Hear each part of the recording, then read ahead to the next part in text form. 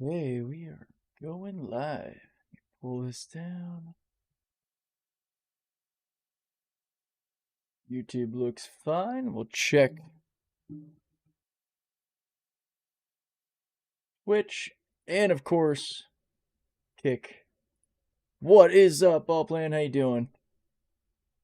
All right, looking like we're up on all fronts. Hell yeah.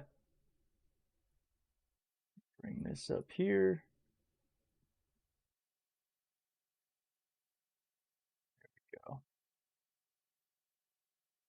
Awesome. Wasn't waiting with Twitch already open. Nope. Yeah, I came in a couple of minutes behind schedule. Just getting the back end of the live stream stuff all taken care of. All right. Well, I guess we better stretch our legs with our rough living life. Oh, I'm still tabbed out. That's why that's not working. There we go. As you can see, super industrial, super rough, super minimalist. Rough life, 890. Yep. I've done some suffering with this ship. In fact, tomorrow the video will come out showing my first attempt at putting something like this together and some of the headaches that I went through. It's not all the headaches, but I hope you guys enjoy the struggle, maybe a little bit of the comedy of it. But I've actually managed to sort of get this thing to do what I want. It's definitely taken some learning pains. Ah, the billionaire lifestyle right there. What's up, kids? Obsidian? Yeah, this still makes me feel very uncomfortable. It's coming out of the captain's quarters to this freaking foyer. It's so extra. I seriously wish you could do like an internal makeover, kind of like the Belters did to the Behemoth in the Expanse. That super flashy Mormon generational ship taken over by all the Belters. I would love to rough this thing up a little bit. But yeah, we don't need to go blah blah blah blah blah. We don't need to go to the bridge yet. I also found out that I can actually get down to... Wait. Is it this way? No, one more. I was gonna say that, hey, I could figure out how to get down to the hangar in a different way. Yeah, not really. This is just my fill-in for the ironclad, but it does kind of shit on the whole blue-collar captain thing, right? That elevator takes forever, man. I'm still a ladder guy. Just, you know, pop down the ladder. Whee! Okay. Yeah, here are our bags, which we can actually fit quite a bit more. I didn't think about that. We could stash it up, like, into the side, make more room. We got about 14 bags here. I didn't realize those weren't actually all the way back. Hang on.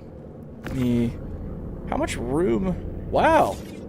Well, son of a bitch, man. We could fit a lot more in here, man. God damn. I might be able to park a whole ass, like, Salvation or something back here. This is kind of crazy. Is this griddable space? This... I don't think it is. It looks like it's got that kind of a floor to it. No, but, bro. Okay, you can fit so much more than I thought. Alright. Huh. I'm gonna wait to mess with that once we're actually mining and doing stuff. I can't fly the 890, I just stay in the bar all day. Yeah, right? I forgot how to even get to the bar. There are parts of the ship I haven't even seen. I do know this is how I think I make my way to, through the kitchen and to the hangar deck. Yep, here we go. This is the, I guess, the guest mess. This isn't really where the crew would eat. These are all the guest rooms. And finally, so we're going to take the 890, we're going to make it a grease monkey. Yeah, man. There we go.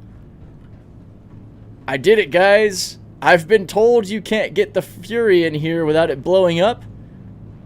But I did it. We did it. I figured this out after that video, and these basically just stay here. They are off-grid enough, or off the elevator enough, that it can move without any issue.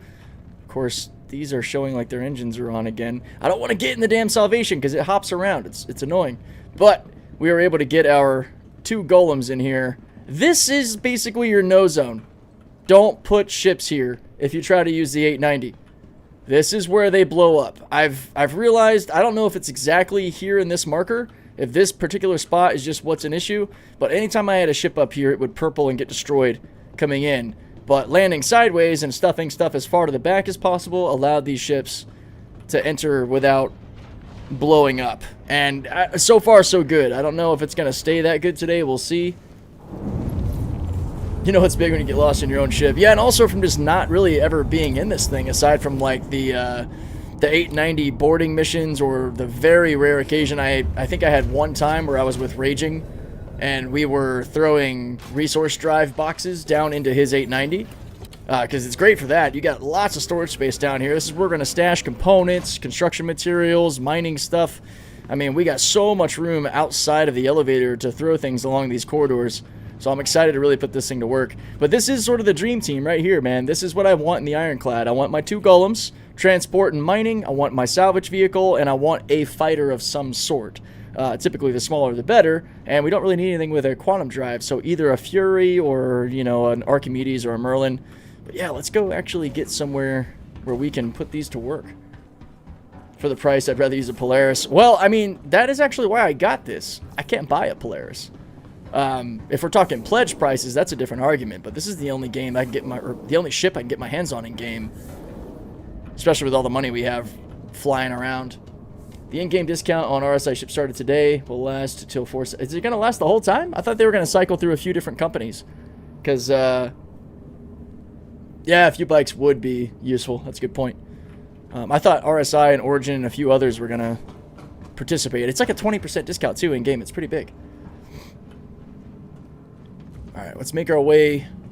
What should we do first? You know, mining, salvage? We could check some QV stations and see if there's any ships to salvage around there, and then maybe see what kind of minables are in the area. God, this thing's a behemoth, dude. It's freaking massive. I think we're already in nav mode. Get some extra juice to our engines here. Yeah, here is a good look at that Meridian paint. So at least on the outside, she's rocking. She's pretending she's an industrial ship, you know. She's pretending she's rough and tough. I like how the 890 doesn't have a captain's chair. It's got a captain's pillar, I guess. That's what the Post Spectrum says. Well, shit, hell yeah, cool. And it's part of their dynamic pricing stuff that they've been changing around.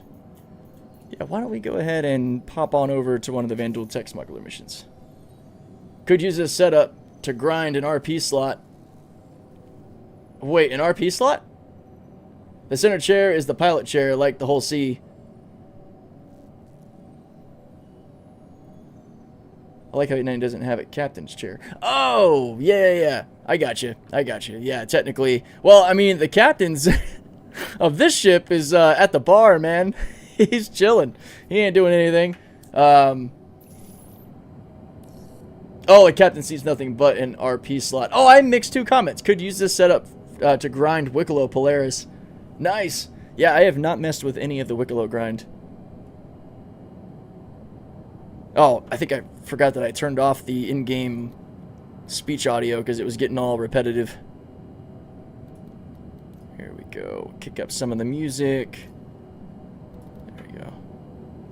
Alright. Let's get moving. Yeah, roleplay, I got you. It's because I mixed the 2 comments together. Which is why I was a little confused. There we are. Turn it off and on again to get the quantum drive to wake up.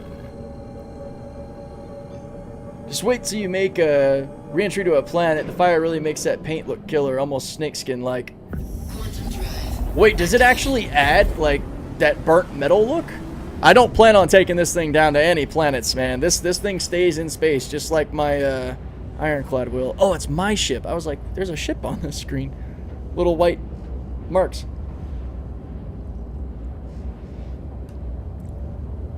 Be nice if we could finish out our PDC build. We've got 3 ballistic PDCs, and the rest are all the swarms from... I took them off my reclaimer that I was actually salvaging on. We are going to cancel this mission because I don't really want to deal with the Vandal. Unless their ships didn't hard death, and then I would salvage their ships. That'd be pretty cool. So it actually does that? It gives it that burnt metal look when you go inside with this livery? I might need to do a planetary entry just to give this thing some burn marks. That'd be sick. We might have to do that today. Yo, Hazard Shield, AT, what's up? AT got ballistics, hell yeah. Yeah, I'm hoping to find some organically. That'd be sweet. Let me turn off that chat. See if I come across an Idris, a Reclaimer, a Polaris that's got some. The hope is that we can go through all these operations without these ships in my ship blowing up. You know, maybe we try doing one of these QB station runs with my Fury. Like, pull the 890 in, deploy in the Fury to go fight the bad guys. That could be kind of cool. We'll have to do some staging in the hangar. Yeah, because I don't think that you can actually, that was cool. I don't think you can soft death any of the Van Duel. I don't know if you read it on Monday, but I lost that 2SU of Medgel. No! There goes like 5 million credits. What are we going to do? We're so poor. Nah, it's all good. What happened? I know that when I was getting off the stream, you were like, medical to hangar bay, medical to hangar bay, but I didn't get to see what happened after that. Yeah, I had like 40 units of Medgel that I put in a 2SU stashed on the Polaris. Oh, damn. Speaking of, I wonder how many times I can revive on this thing. I did set my med spawn, which is kind of cool. That's another thing that's pretty sweet. Like, the only thing I'm really missing in this setup, guys, is my crafting machine, my ready-made fabricator. It would be so cool to have that on here. Again, basically just the whole goal with this, the whole mothership industrial thing, we're just pretending this is the Ironclad. This is what I'm going to be doing. This is going to be my belter lifestyle. All right, let's get in here. I blew up a twerp in my cargo hold. My dude, what are you doing? Oh, that's crazy. And while we're messing around and mining and doing any of this, remember, I have actively tested Evo. So if you guys have questions on that stuff or anything, let me know. We do have a ship icon here. Like, it's a Polaris. An actual Polaris. All right.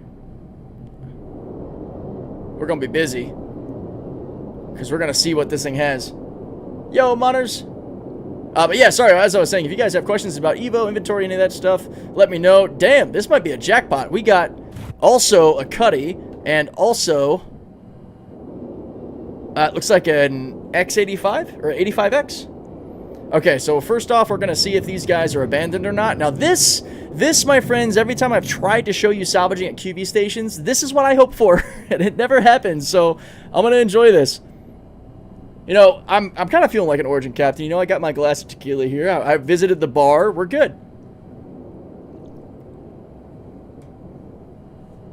All right. We don't want to come in too fast here. Also, yeah, decoupled life is the only way, in my opinion, to fly these big ships. It just feels so natural. That 85 is up in a weird spot. I don't know if they, like, tried to find a spot where they could sort of hide. There's a Polaris behind this Polaris. Pinky up while drinking because you so fancy. Ruck. Pinky up. Alright, I don't want to go too fast just in case we might bump into stuff. Man, this livery blends in with the vibes of Levski so well. I feel right at home. I'm just going to pretend like I commandeered this rich man's vessel. I didn't spend almost 70 million credits on it. Alright, yeah, I guess first things first, right, guys? We got to scan this thing.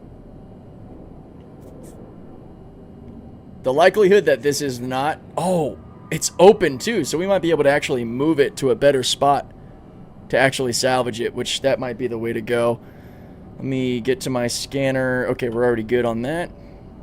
Next Friday, take a drink every time something chaotic happens when I'm around. You're trying to get me alcohol poisoning, bro. What did I do to you?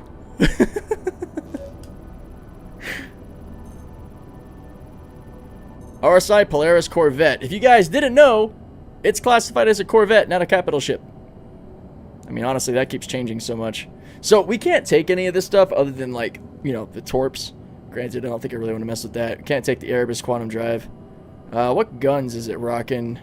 It's got Swarms, Panthers, Omni 12s, okay.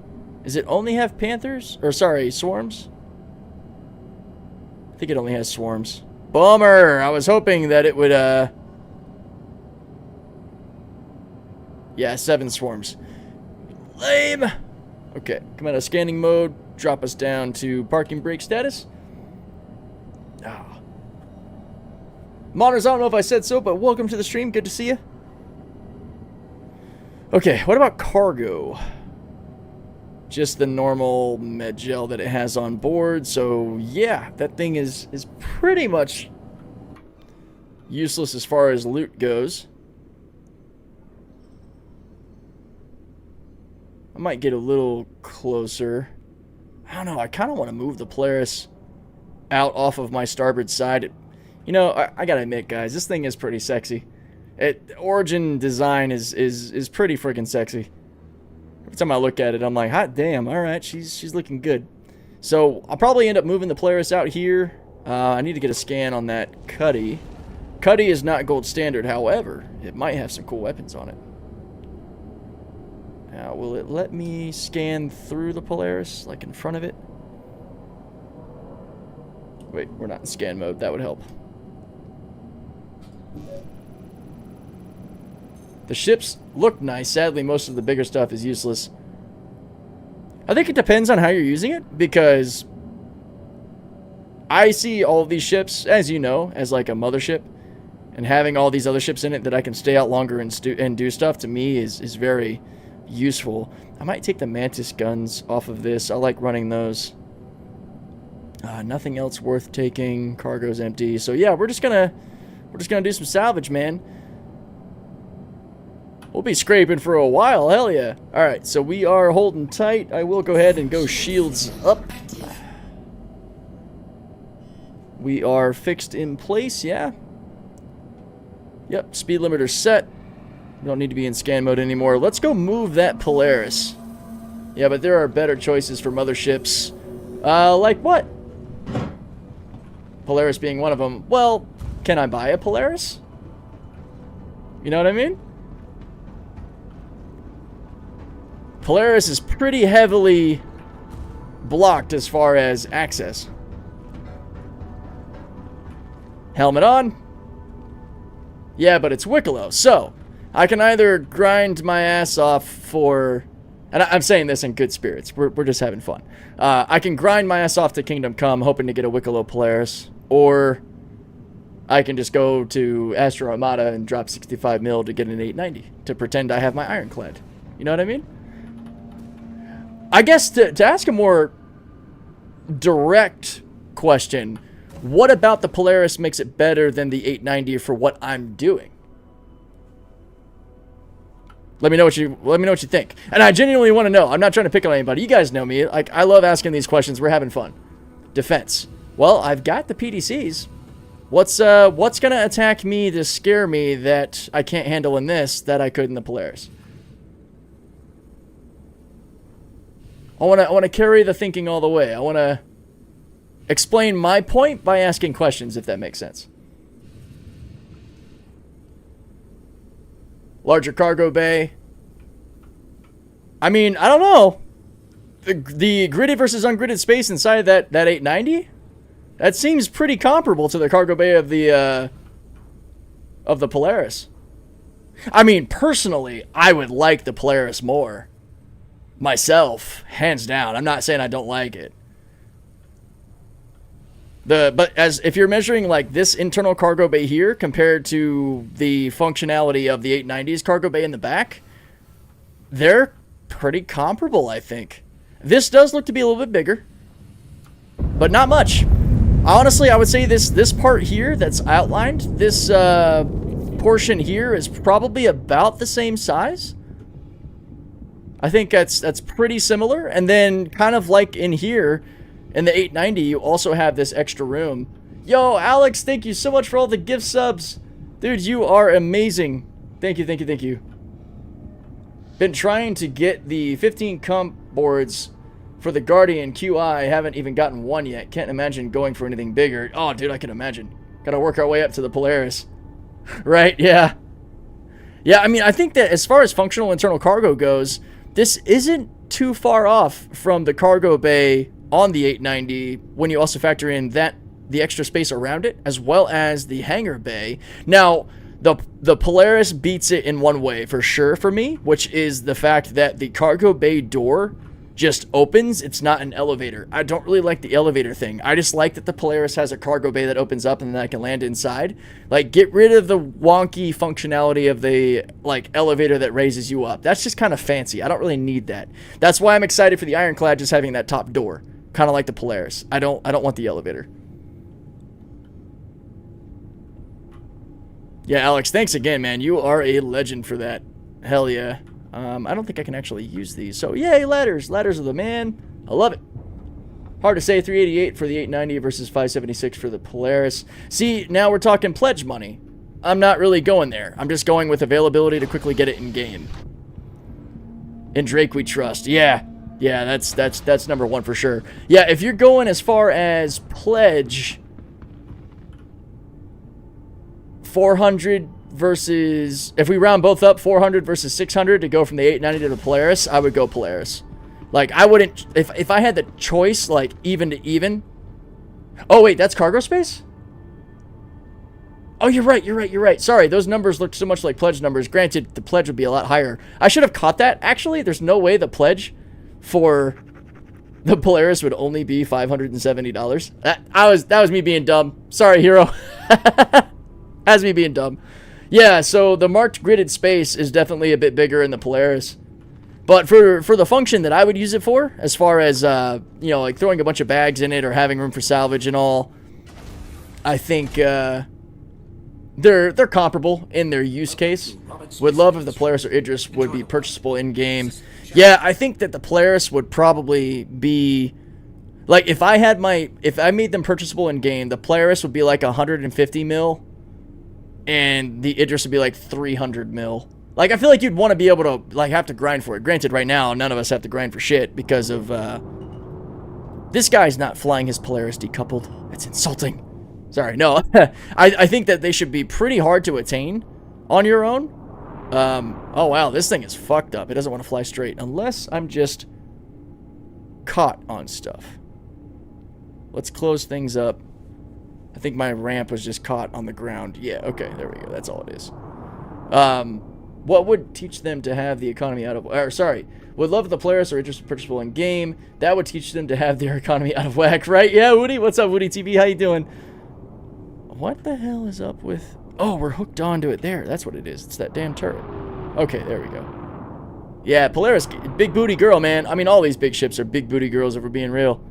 This is a sick ship. I love the... Like... That little video I made where I was using the Polaris as my sort of ironclad substitute was a lot of fun. And hangars are pretty comparable. And I don't know, Polaris hangar looks bigger. Polaris hangar looks quite a bit bigger. The ships themselves are very comparable, which is kind of cool to see side by side. I didn't really plan to do like a Corvette show off. I would classify... The 890, well, I don't really think I would call it a Corvette because it's not a combat ship. I would just classify the 890 as like a super yacht. It's not a capital ship. Not based on current classifications of ships. It's funny though, like the 890 is not small, man. It shares like equal space with the Polaris. It's just not as armored or defensive.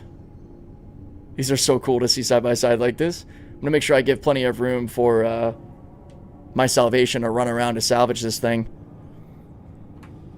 It's a flying hotel. Yeah, you're not wrong. All right, let's go. Shields off, ports unlocked, all doors open. Doing all of our standard practices. Ship completely off. There we go.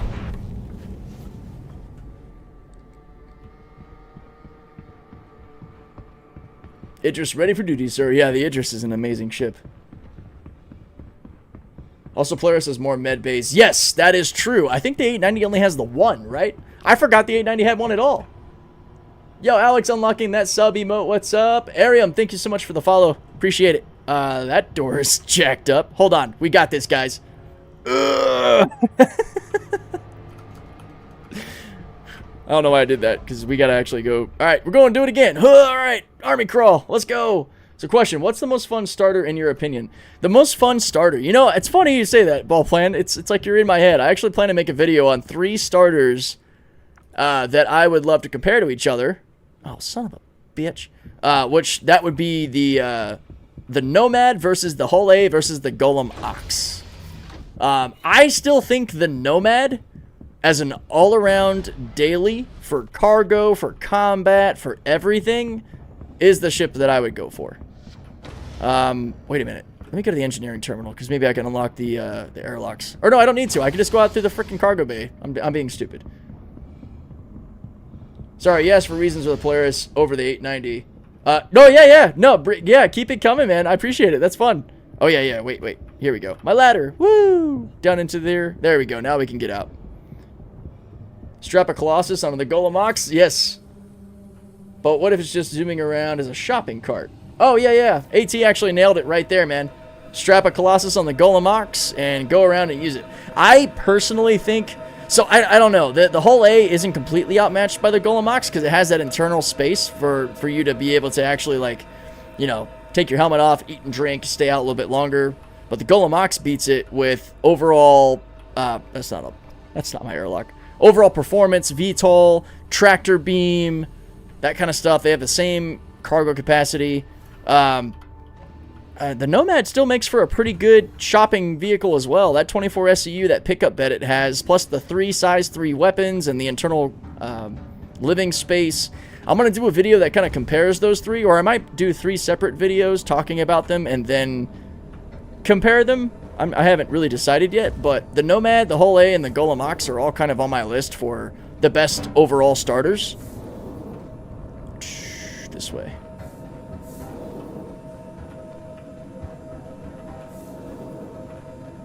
Oh yeah, dude. Adding repair and rearm is going to be huge. Absolutely huge. Alright. So we need the salvation right now. So this is going to be kind of the fun part, is how to get the salvation out. I might need to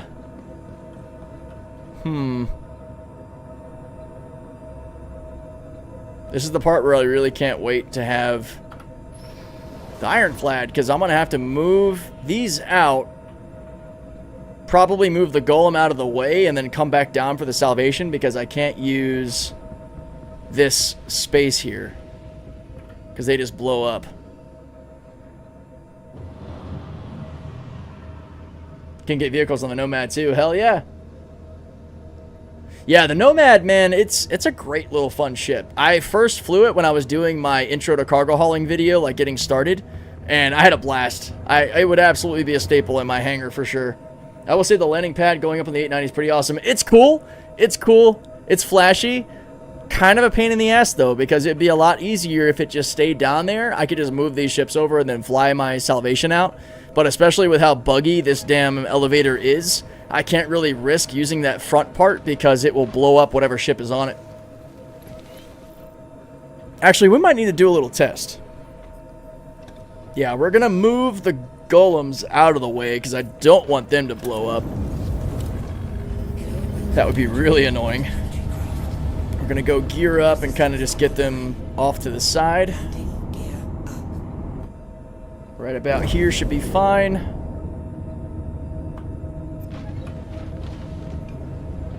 I'm gonna see if the salvation will come up on that forward part from down below.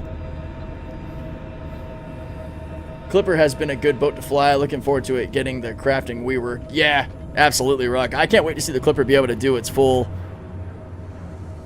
mission objectives. All right, hopefully that golem stays fine. From the advice I've been given, especially by Iron Thistle, shout out to Iron in the Org, having your ships horizontal like this is supposed to be better. Typically engines off. My engines are off, but it's that visual glitch showing that my engines are still on. See, this is going to close again. All right, let's see if we can get this out of here. I'm doing this setup, but with the Fortune, if I want to mine, swap with the Prospector. There you go. That's kind of big, though, Steven. Have you had a good time getting that ship on and off of the 890? Or are you using the 890? Because I'm trying to master this, the elevator shenanigans here. Enjoy the walk. And it's been a bit of a problem. All right, gently come up. Whoop. All right, can we get our gear in? That's what we need. Awesome. That way I can gently... This is another reason that decoupled flight is so useful, man, because you can apply just a small input to get your ship to sort of drift, like very small inputs. Other than like jolting around with coupled flight. Because I can angle. Alright, our test here. This is probably gonna be bad. We're probably gonna end up claiming our salvation and coming back out here. Whoop. Ended up hitting the golem a little bit. Let's come up a little bit higher. I'm pretty sure it's the front of this that's cursed, but I'm gonna try by having my ship sideways. Feels like I'm hitting something. It's not the golem though. I'm too high. Oh, it's the wall because it's pretty tight here. My ship is no longer moving. Is that what it is? Is it an invisible barrier right here? Engines are on. Okay, I needed to do something to get my ship to move. There's like a barrier or something here. Yeah, I feel the Salvation and Golem are a lot easier to park in there, but it's just fine, and thankfully it doesn't blow up. Well, yeah, I dropped my engines to sort of force it to move, but we seem to... Oh, wait a minute. Speed limiter. The game finally registered that my speed limiter was on. There's no barrier. Just me being fucking stupid. That's the one complication to always having your speed limiter on, is you can forget about it. Alright. Damn, this might be a little bit too big to pull out. Giggity. Horizontally here. Maybe not. Hang on. Let's come back a little bit. Let's go gear down. Forward. To the left. Take it back now, y'all. One hop this time. Now land real smooth. It's not jumping! Let's go, dude! Alright. Engines off. I've done that in the morning. Why is my car not moving? Handbrake. Yeah, that's a very relatable statement. Alright. There's a really good chance that the Salvation's about to bite it, but we're gonna see. Because I can leave the Salvation on the deck if it'll behave with it being perpendicular like this. That seems to be the trick, but I think it's the front of the hangar that's cursed. Because back here, even the Fury lived when I dropped it down, which is why I got it parked right there. Such a nice little spot for the Fury to sit, right? Okay. Oh god, please don't kill my Salvation. I live in a cold area. We don't use the handbrake if we can avoid it. Yeah, I can imagine.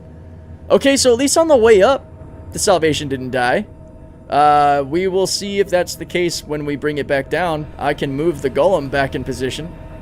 Because if I could have all three just stay on the pad, that would actually be a really nice quality of life improvement. What's up, Devious?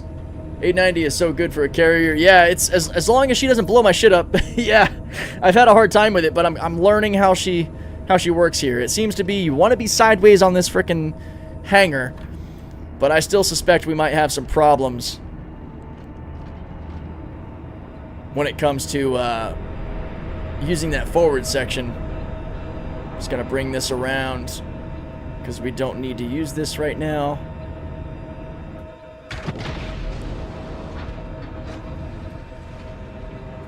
There we go. So just want to make sure we're completely within our boundaries here, which we look good.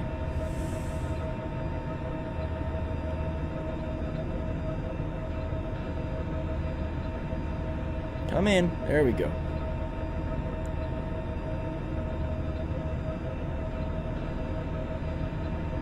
Alright. Engines off. Hop out.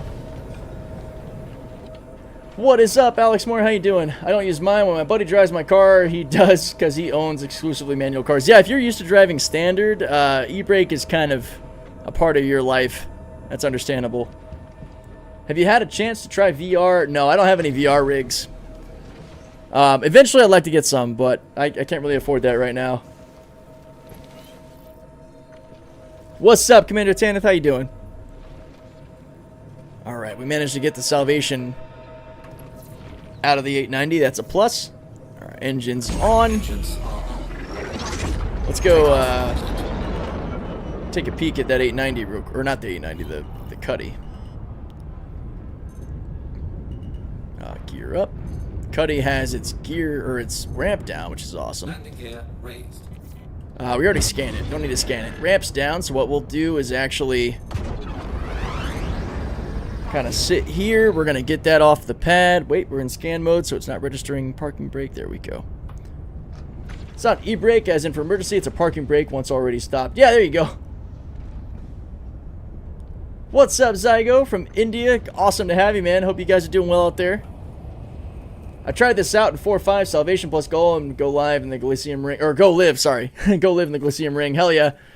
That is the eventual goal with the Ironclad. That is the whole inspiration behind using this crazy space yacht, is just pretending I have my Ironclad.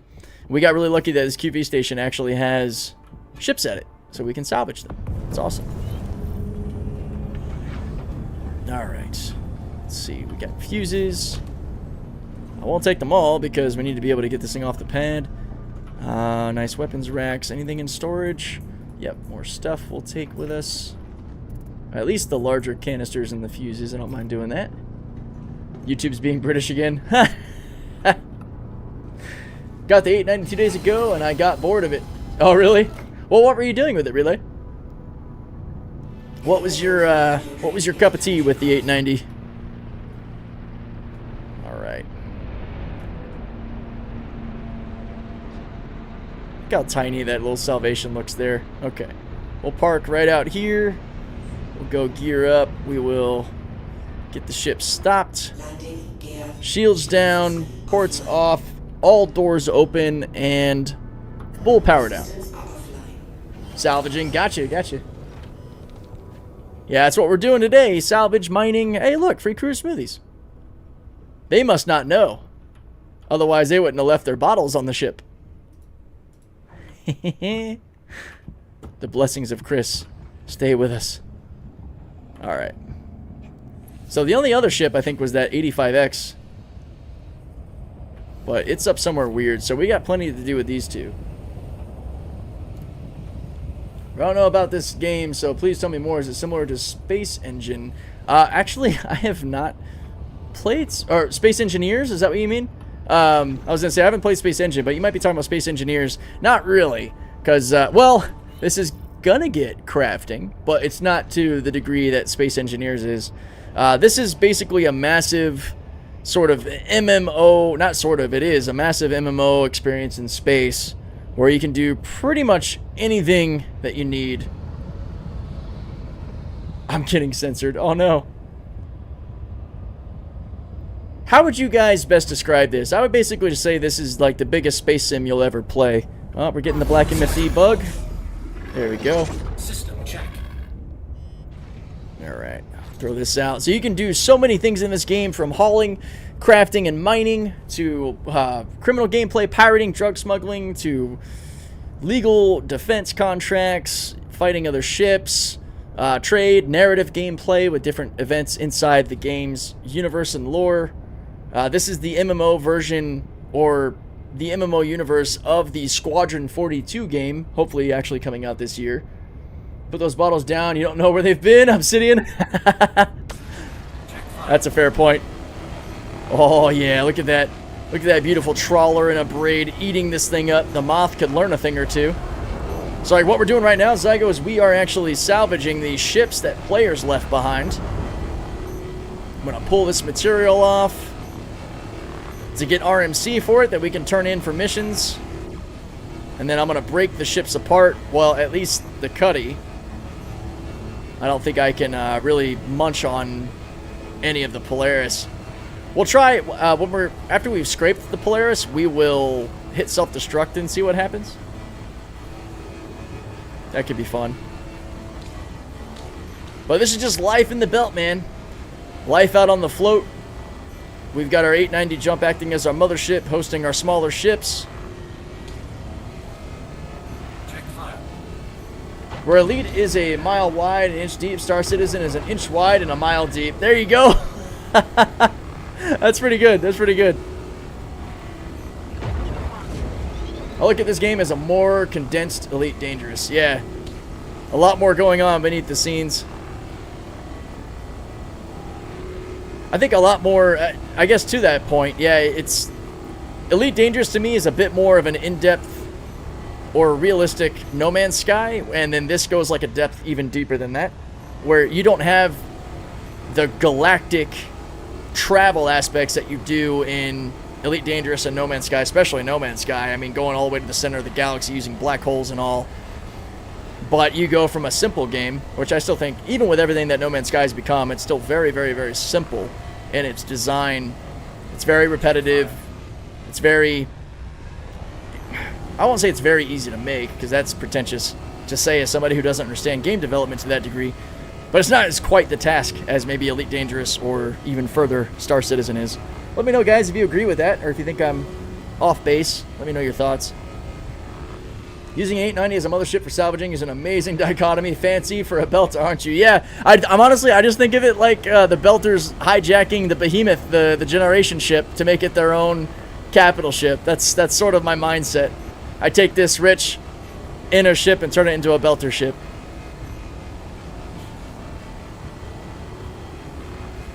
Yeah, we are, man, after seeing how slow the moth heads are currently, it's refreshing to be back in something like the Salvation.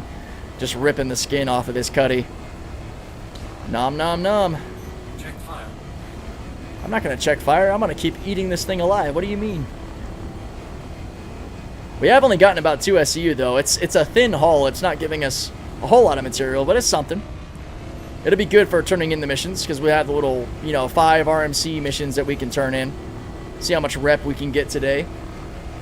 I've been doing the 890 jump missions, turning the shields and power off, scraping it after. Nice, Steven, hell yeah. So I always had issues in those missions by accidentally shooting the frickin' friendlies and getting a crime stat, and then the mission would be over. Back in the day when you would have that mission, if you took too long salvaging, a UEE group and a hammerhead would come out and blow up the ship. It was kind of crazy. That happened to our guys once, way back at the VTI group. I don't know if Ruck remembers that, if he's still in the chat. That was kind of crazy. We didn't know what was happening. The UEE Navy showed up in a hammerhead and said, "No salvage for you," and attacked the 890. Or was it or did they attack? No. Maybe it was the Reclaimer mission. Remember the black box Reclaimer mission that we were doing? Ruck and I did that together. That was actually fun. You had to board the Reclaimer and sort of figure out what went wrong. That might be the one I'm thinking about, where the hammerhead showed up. It's been a long time, so I kind of forget which one it was, so maybe he can help me out.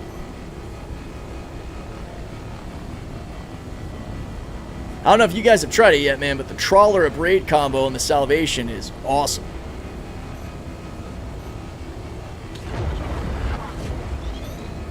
I'm using my 890 with the Misfortune, and it works great out in the Halo. Hell yeah, so you're having no problem getting the Fortune on there. Do you park the Fortune like nose forward or sideways?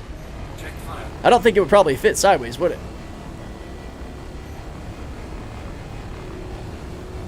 What's up, Giggity? When are you planning about hauling in Pyro? I'm curious if it's worth it. Also, greetings from another Navy vet. Hey, let's go. Thank you for your service, my friend. Like they say, only 2 types of ships out in the sea, right? All right, so I do stuff in Pyro. I do hauling with the whole sea in Pyro, and it is very lucrative. Once you get to the experience level. Actually, that's the only level that really matters. Experience is actually the only level that for making money and really getting that grind on. The experienced rank in Pyro is awesome in the whole sea. You can make a lot. We had a really good run last week, I think it was. I know some of you guys were there helping me out with security and all. Hazard, and I think Tanith was on the stream. We made a killing. It was a good time. So you'll find us out in Pyro from time to time.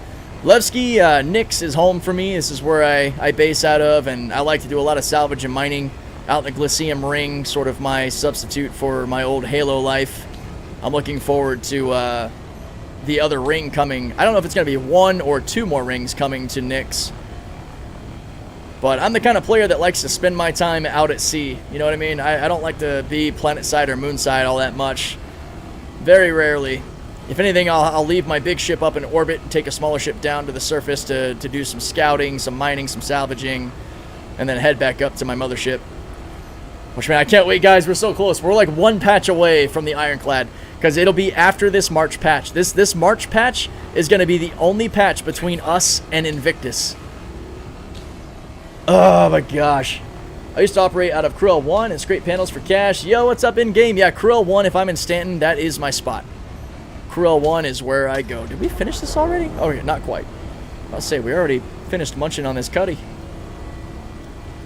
We're almost up to a full hopper's worth. The cutty doesn't have a whole lot of material, does it?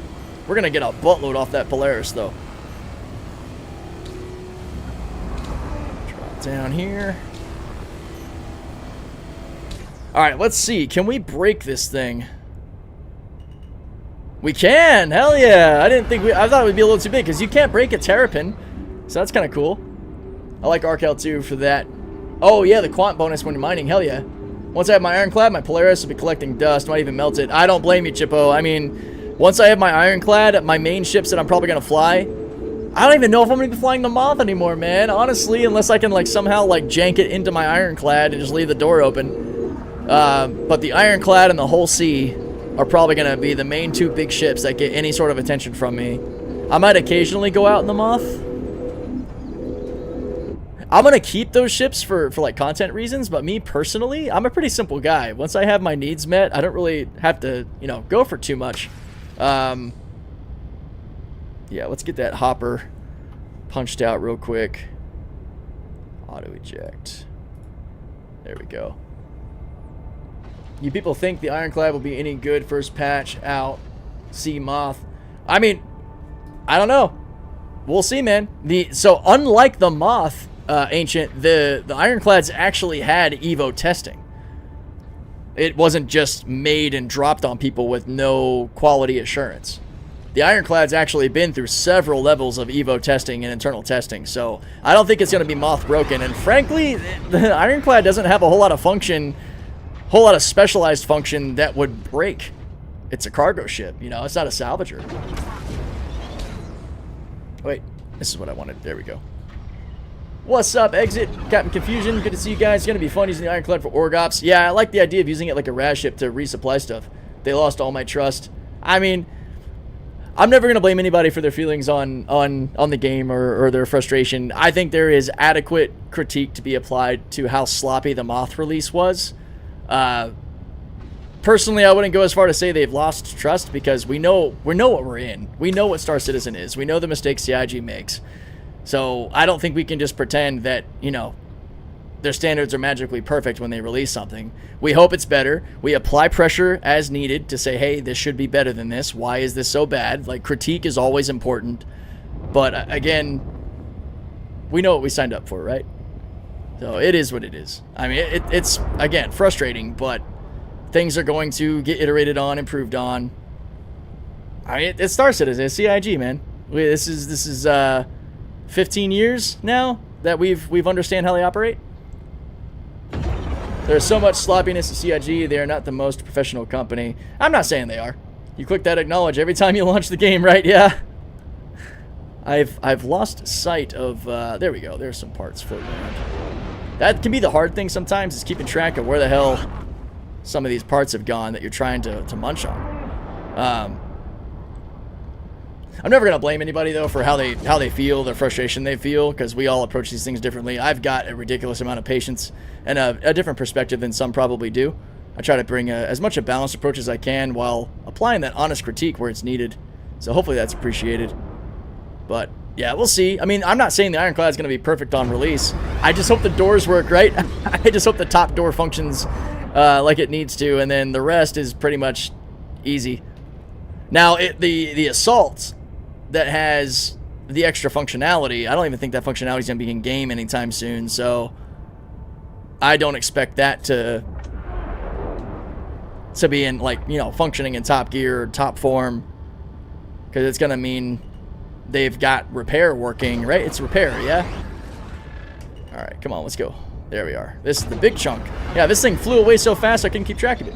Yeah, I wish you could pulse the scanner and make the fracture parts glow. Yeah, that'd be a good bit of feedback. I wish they would see that. Yo, Michigan, what's up? I parked the Fortune in the 890 bay nose to the front, but as close to the back as I can. And so far, haven't had any problems. Okay, cool. Yeah, I'm trying out the front of the dreaded elevator with my Salvation, but parking it sideways to hopefully not get hit. Yeah, repair, refuel, and rearm on the Assault. Yeah, Garflag, I think that's where the the expectations should probably not be too high on the initial release for sure. Darkstone, what's up? You know anything can happen. Oh, wait, hang on. What did I just do? I hit the tilde and I tabbed out of the game. There we go. But I'm... So many chats. I love it. They have the command module. That's true.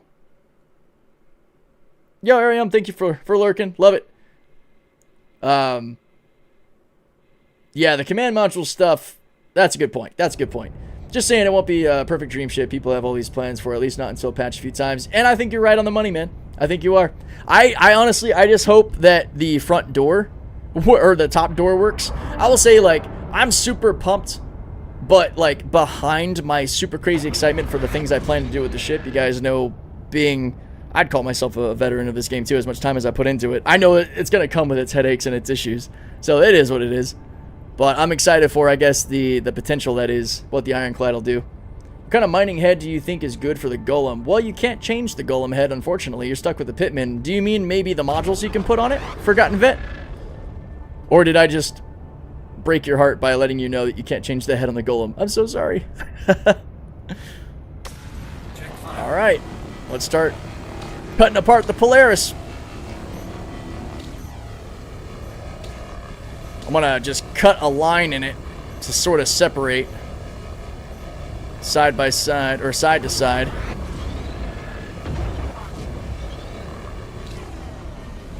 There we go. Munch, munch. Interesting what basic repair assault will do. Yeah, I'm really curious. I'm excited for repair. I really want the Vulcan to come in. I love the idea of being a space mechanic. You guys will hear me probably say that a million times before it actually comes out, because I just think that game loop will be a blast. So it'll be interesting to see what kind of repair function comes in. It'll probably be an extension of crafting. I can't imagine it being much different, because if you think about any crafting games, you know, Bellrite or anything you guys have been playing lately, any crafting games that I'm not thinking of, usually on your crafting table or your fabricator, you have like a repair function for your like axes or pickaxes, like whatever it is. So I think that repair will probably be a part of what they're building with crafting, so it might be closer than we think, depending on what version of it they want to release. And I don't know necessarily that they're going to match what other crafting games do. I mean, the fabricator's basically just a fancy workbench with how it functions. Alright, now I'm going to cut this segment as my area to focus on while we're over here. Check file. There we go. Coming from Foxhole, which lets you set up bases, crafting as an MMO environment, it'd be cool to see people set up their repair shops or shipyards. Yeah, same. I'm pretty much going to have like my mobile repair van in space, essentially. Well, that'll probably be my Ironclad, really. I mean, I'm going to fabricate out of that thing. It's going to hold my fabricator, all of my mining and salvage vessel stuff. All the Ironclad needs to be able to do is fly and open its doors and close its doors. My other ships will handle most of the work. Alright, we are almost ready to offload this first bit. This Salvation's a kick-ass little ship, man. It pulls material off a lot faster than you might think it would. What's up, Hawks, buddy? How you doing, man? Check file. Pippin's not bad mining head, though, Vet. I'm not too bummed about it. So, yeah, Vet, the Pippin is essentially an inverted helix. It is very powerful, but what it does is the opposite of the helix head. It adds resistance, but it also expands the window. So I like that. One of my favorite modules to run on it is actually the Torrent 3. Because another thing that unfortunately the Pitman head does is it has a really slow charge rate. So once you get into that green zone, which I can show you, I've got my Golem with me. When we're done messing with this Polaris and stuff, we'll go do some mining. The Golem is my main mining vessel lately, really. But I run a Torrent 3 because once you get into the green bar, it gives you like almost a 50% buff to the speed that you charge a rock. In the crafting Evocati build, I just ran 2 Torrent 3s. So I got a crazy buff to that speed. So I was busting through those rocks so fast because I had nothing to worry about power-wise. I would run like a Torrent 3 with maybe a Stampede to get you some extra power. Or a Torrent 3 with a Ryger C3 to give you that permanent like 35-ish% buff to power. There are definitely some good options. I am actually going to take the stuff out of the Salvation, and in hopes that it doesn't blow up if I try to drop the Salvation. Because we're going to do that test real quick. This is going to be potentially very disastrous. It seems like the Salvation doesn't jump and skip around if I land it this way. Perpendicular facing port side. That seems to be the only way to get it to stop hopping around the deck like an idiot. Alright, we just want to come down next to the golem. There we go. Are we over? Oh, well, let's bring our heads in. There we go. Alright, I was about to say, damn, it's a lot longer than I thought. Giggity. Okay. So we'll leave that as it is. Let's go pull these boxes out. How do you think the F8 is worth it now that it's on sale? I personally love the F8. I don't feel comfortable with telling people how to spend $300. I'm just going to say that I like it a lot. I did melt some ships to make that happen. Is it worth it, though? That's a very personal decision. For me, it was worth melting the ships to make it happen. I've wanted an F8 for years, man, because it's always been behind that curtain that I couldn't get my hands on. So if that helps you, I hope so. If it was purchasable in-game, I tell you to get it yesterday. Turn this down a little bit just because we got the audio bug. Lovely. Thanks. It's been about 4 years since I've done any mining. Yeah, welcome back, man. Mining is a little different now, a little crazy. All right, we're just going to move these kind of over and out of the way just in case the Salvation does go boom, just so we don't lose this stuff. Because we got construction rubble and all kinds of goodies here that I don't want to go bye-bye. Now, if there's one thing I really wish the Salvation did have, it's a damn button out here that lets you continue using the ejector. F8 was good right before Master Modes. I still think it's really good. I mean, I played before Master Modes and even with, and the F8 can still be absolutely devastating if you know how to use a heavy fighter. You don't fly a heavy fighter like you would fly an arrow. Just like you wouldn't fly an interceptor the way you would fly an arrow or a heavy fighter. You know, there's different styles. All right, let me hit that button again. I don't think I can hit it from in here. How high can I EVA over this? Well, actually, that might have worked out, because I think I can actually do this. It worked. Let's go. That was awesome. Yeah, it definitely needs an external button to keep it ejecting material. Just started mining again, but now it's going to change again before 7. Not really. So, functionally, mining is no different in 4.7.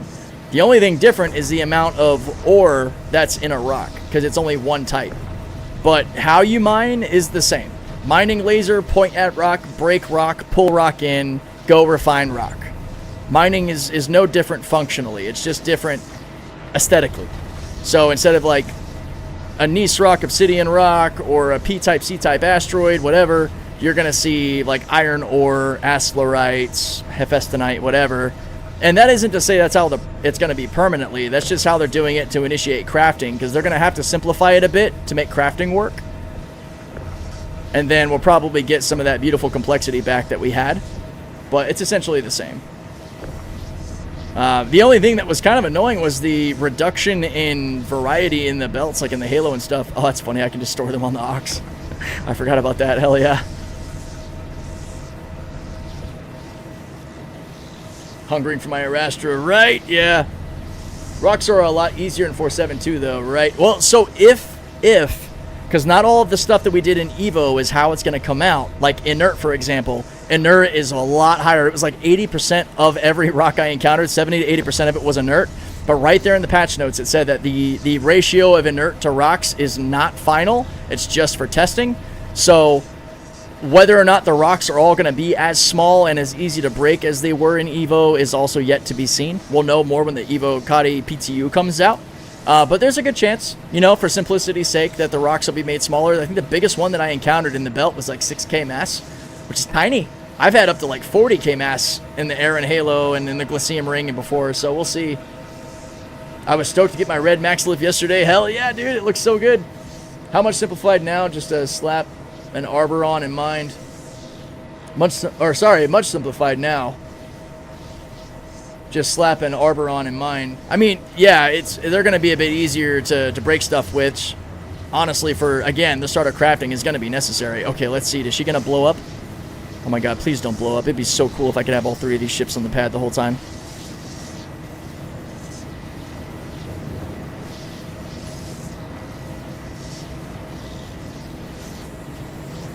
Three-ship combo? What? Oh my god, it worked. Yo, Vidarius, what's up? Are you a respectful streamer? Hell no. Sorry. I just mined 26 ore pods worth of minerals with a C2 golem combo. Was really nice. Took about 4.5 hours, including some problems. There you go, Kiksu, what's up? Yeah, I enjoy this style, being able to do the whole mothership combo thing. I'm going to try to separate my recycled material from my construction material just so I don't have to worry. Yeah, I am shocked that worked too. I thought that the Salvation was going to be far too close to the front of the ship for it to actually work. So far, we're 1 for 1, dropping all 3 ships. I think it's just outside of its problem zone, or it's simply that it's sideways. Iron Thistle told me that he's had much better luck parking the ships sideways like this than nose forward. I figured that the front just had like this weird kill zone. But so far so good. We'll see if we keep up that luck. Let's see, we got construction rubble. I might just stash right here. Or I'll do recycled material in the back, construction rubble. Or no, here we go. We'll do it like this. Recycled material there in the front. Construction rubble in the back too. Just trying to keep some semblance of organization. This is another reason I like motherships. Just having the room to be able to get picky with how you organize is awesome. Wait, hang on. Let's do that. Here we go. I had to explode his whole sea middle of it. Oh, really? Did you, Vidarius? Damn. That's sad. Last streamer I was watching STAR-CYWL was swearing his viewers. Oh, really? Well, I mean, I was I was kidding with you mostly. I like to think I'm pretty respectful. I have a lot of bad jokes. And every now and then, you know, you're going to catch me letting loose a swear word. It's not like my normal or like my every other word, but if something really crazy happens, there might be an occasional F-bomb. I'm also, you know, prior military, got that sailor mouth. But in general, you know, I try to be somebody that can, you know, people can watch with their family, you know, their children, hanging out. Now, thank you for coming in, man. It's good to see you, especially somebody over on Kick, because I just started actually streaming over on Kick, so it's a little bit of a lighter audience. So thank you so much for being here. All right, here we go. Get this last bit of recycled material up. I'm also currently really used to most of my Kick stuff coming in being bots. When I saw a comment like that, that's what I assume. Just me doing more jokes. Bad jokes are okay. The guy just traumatized me by swearing my family just because I asked to increase microphone volume. Oh, really? No way. Oh, I would never do that, man. That's just rude. I'm so sorry about that. Thanks, Tanith. I appreciate it. So excited to run a couple of golems out of the ironclad. Yeah, it's same. All right, let's see if we can keep getting lucky here with actually getting out of the ship without it blowing us up. This is another reason I'm really going to like the ironclad, is because I'll be able to like have ships move out of the way. Well, and also, again, just the top door is going to be opening, so I don't have to worry about this damn elevator every time, which it's cool. Kind of a party trick, you know, the flashy thing. But just the logistics of moving ships around in the ironclad is going to be so much better. It was a lot better in the Polaris, too, for that same reason. The Idris is probably the closest to the simplicity that the Polaris, or sorry, that the Ironclad's going to give us, just because of how big and open that flight deck is. There are very few people Deadwake would swear at. In like a serious, like, I'm actually angry, like, F you, dude, it takes a lot to get me there. And probably, even if I felt that way, I'm not going to do it on stream. I'm not going to put people through that. Now, AT and I dicking around, that's a different case, you know? A couple of us having some fun and saying some shit, you know, that's a little different. We might do that. But, yeah, no, actually getting, like, butthurt at people is not really my style. I usually keep that stuff to myself. Maybe I'll vent to my friends afterwards if I need to. So nice, can make the whole sea purr for him, and she's a finicky bitch the best of times. I wish that comment wasn't so relatable. Gosh, the Mags does hate me, dude. F8C is in shop. Yes, it is back in the shop due to, I think, the Red Festival, right? So you can also get some red skins for it. She's expensive, though, man. She's like, what, like 300 bucks? It hurts. Ugh. If an Eclipse started stream sniping, you would have a valid reason. Yeah. Check 5. Let's see, now, we've had so much jokes about, you know, your Eclipse that I would just automatically probably just go straight face and be like, frickin' mayhem, guys. At it again, guys. And then it would just turn into me chasing you, trying to find your Eclipse and just laughing and having a good time. I'm pretty good at brushing things off and not letting things affect me on a personal level. That might be why I'm better suited to do this than I even thought I was. And I think, honestly, I owe that a lot to all the Uber and Lyft driving that I do. I've had so many hours in cars with random strangers with all sorts of views, from agreeing about things with me to actually thinking the earth is flat. I've joked about that with you guys on stream before. And I think it's given me the skill set to chat with people and talk about things without it getting below the surface. I'd go for a Super Hornet Mark II over an F8. I mean, the Super Hornet, I got one. I've got the Ghost and the Super Hornet Mark II. They are awesome. The F8 for me, especially being a heavy fighter, has always been like my nose pressed to the glass because I can't get it sort of thing. So when I was finally able to, it felt really good. Spends a lot of time sitting in my garage, though, not gonna lie. There are a lot of good little fighters that I enjoy, like the Meteor, the Wolf, the Arrow, the F8. I kind of want to get back out and have some fun with the Buccaneer again. It's been a long time.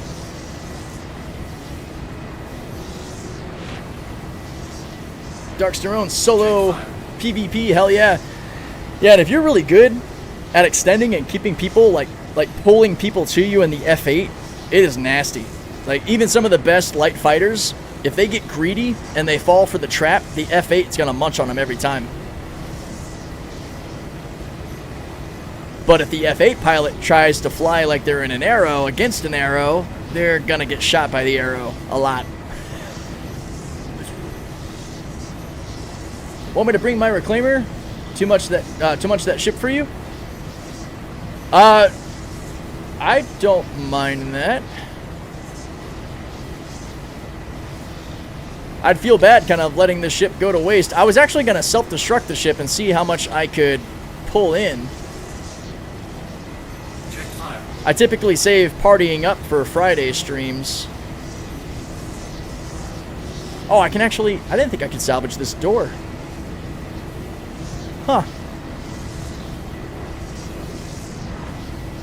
What I'll probably do is, yeah, as we're wrapping up with this Polaris, I will shoot out an invite so you can come to these coordinates to grab it after we try the self-destruct for science thing, because I want to see what happens if there's any parts of the Polaris that I can actually munch on, just to see what the Salvation can do, because it is so limited, being so small.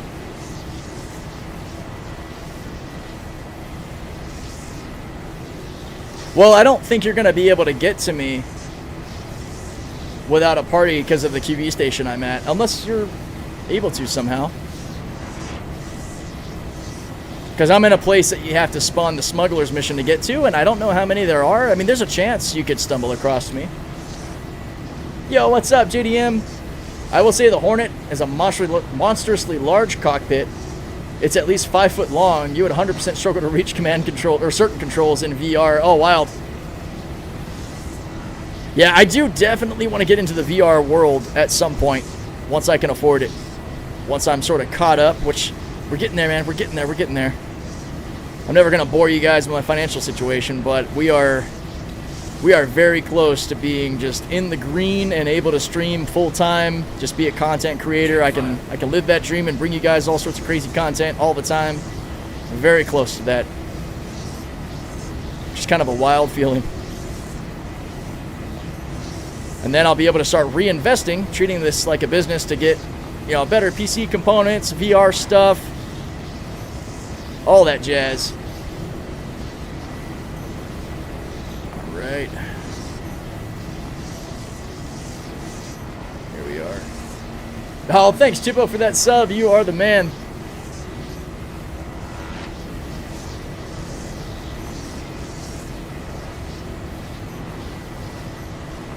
Trying to keep track of what I'm actually munching on this thing because I'm kind of flying all over while also chatting, so it might be funny. I might end up just running into something. Fortunately, I've got my med spawn set to the 890, which is great. Woohoo! That'd be a good day for sure. Hell yeah. What do you think about 4.7 update? Rumors say it'll be released in 2 days. So the 4.7 update, maybe we'll go to Evocati PTU in the next week because we're close. You know, it's going to be hitting in March and we're at the end of February, so it's about time for the PTU to spool up. I'm not sure where you heard about the 4.7 dropping in 2 days. Maybe that's a leak about when it goes to Evo, possibly. I can't confirm. I don't have that info. I am an Evocati tester, so once I'm actually in Evo, I'll probably do some streams with you guys. So the trick with that too, because some people were confused, we can't show you anything. We can't like show you gameplay or audio at all. Images, video, or audio. But what I might be able to do, and actually Hawks gave me this idea, so shout out to him, is I can play it sort of behind the curtain. So you'll still see me here chatting just like this, but the screen is going to be like a fixed image or maybe some B-roll of Star Citizen that's unrelated. And then we can chat about what I'm experiencing in Evo. Maybe for one of the streams out of the week, because I don't want people to just be staring at a still image forever, but it's a good way to bring you live Evocati content without breaking any NDA rules, keeping it really chill, because I want to respect that, because it's a privilege to be a part of Evocati. So let me know if you guys think that'd be pretty cool. Maybe one of the streams out of the week, do some Evocati PTU stuff until it goes to full-blown PTU. The end of Alliance 8 is a good checkpoint for 4.7, either Evo or PTU. Hell yeah. Agreed. We are so close, man. And that also means we'll be getting the fixes to the mole, or sorry, the moth. Freudian slip there, right? I can't wait for that thing to be at its full power. That'll be awesome. I'm gonna have to fly the moth as much as I can, because again, once that ironclad comes out, man, I might forget about my other ships for a while. Aside from the ships that'll be inside the ironclad, we're going to do a whole lot of combination fit tests too with the ironclad, like what ships make for a good complement while also having tons of cargo space. You know, can you fit a vulture in there? Could you fit a moth or a mole in there? What's it like to have an F8 as your fighter next to maybe your prospector or your golem? Like what kind of good ship combos make sense? So super excited for that. I feel like we're making some pretty good progress on this Polaris too. Munch munch. Make some B-roll, bro. We would still see your face at the bottom right. Yeah, exactly. I think B-roll is probably a good way to do it. It'll be my own footage. It won't be like random Star Citizen stuff like you see from Board Gamer. No shade, I love Board Gamer. But it'll be like me actually playing in the background, just not Evo playing. Maybe it'll be like on theme. Like if I'm doing Evo testing for Salvage, maybe you'll see some Salvage B-roll or something. I don't know. We'll figure it out. We'll figure it out. The feedback from the audience is always super valuable.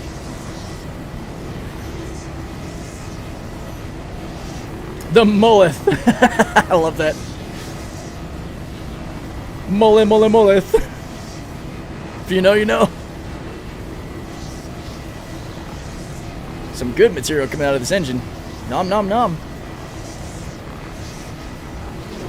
I would think another streamer would have thought or tried that already, and I can't recall of any that ever did. I assume there's a reason. You may hit a niche that takes off like a rocket. Yeah, that'd be sweet, yeah. I've actually, credit where it's due, I've seen one guy do it briefly. And I think his name is Live in the Verse, or Living in the Verse, Action the Verse. You know what, actually, let me pay this guy respect properly here. Because I do like his stuff. I've watched him a few times. I saw him messing with the Ion, He's a cool dude. He's got some clean thumbnails. He did mess around with the inventory Evocati, with the style, with like just the picture of the Evocati inventory in the background that was already leaked. I think it's live in the verse. Or live in the verse? No. Hang on. I'm going to find this real quick because I want you guys to know what I'm talking about. Okay, he's a pretty cool dude. Subscriptions, maybe check those. Active in the verse. Active in the verse. Yes. That's the dude. This guy. I tested crafting. Yeah, okay, so he probably did that too. So this was the one where he did the stream. So this is basically how I would do it, actually. He's in the corner. He's playing in the background, but just has the image up. I probably won't do that because I don't want like any leak stuff up while I'm doing stuff personally. That's just me. But a similar concept. So if you haven't checked out Active in the Verse, give him a follow, check out his stuff. Let him know Captain Deadwake sent you over there. He's a cool dude. He's up and coming content creator like me. We're around the same follower count and all. And it's always fun to support fellow content creators. So if you haven't subbed to Active in the Verse, you definitely should. He's a solid dude. Solid dude. You should slip a Rickroll in at some point while doing it. That's actually a good idea. Working a little bit of rage bait, right? Oh, that'd be a fun time. All right, take my parking brake off. There we go, so we can get back to this. Nom, nom, nom. But yeah, we should be really close to Evocati PTU time. I can also confirm, you know, moth fixes and all. When that drops, that'd be good. I wish you could fit a Vulture in it. You can fit one in the Polaris, and the hangars seem around the same size, if not slightly larger on the Ironclad. Yeah, I would expect the top door on the Ironclad to be quite a bit bigger than the hangar on the Polaris, actually. Because, I mean, we're talking about a door to a cargo bay that fits 2,200 SEU of cargo. I hope that the front door is big enough that I can, like, slip in the snub fighters and all. Or maybe even some, like, the Arrow or something. That'd be really sick. That wasn't leaked Evo he used. It was a screenshot from the sitcon. Well, yeah. No, sorry. Okay, no, to be clear, I'm not saying that he used any leaked footage. I was just saying that I won't be using images myself that might be from leaks. But that's a good point. That was actually from sitcon, so that's not even technically a leak. That's an image from CIG. Thank you. It is important to acknowledge the difference there.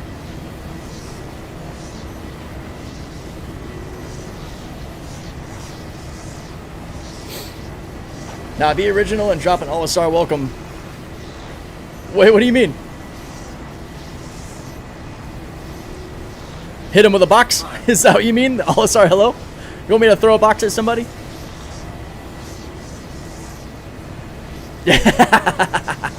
Yes. Yeah, if you get into a party with Active in the Verse, throw a box at him. Yeah, give him the OLISAR hello. You two should get together for Evo testing. That'd be pretty cool. I'm hoping to do that with Hawks as well. Yeah, Active seems to be a cool guy.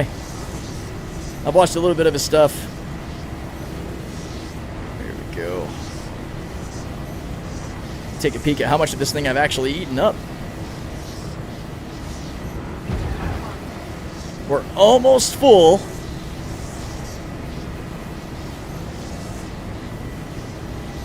We can see how many missions we can turn in. Check file.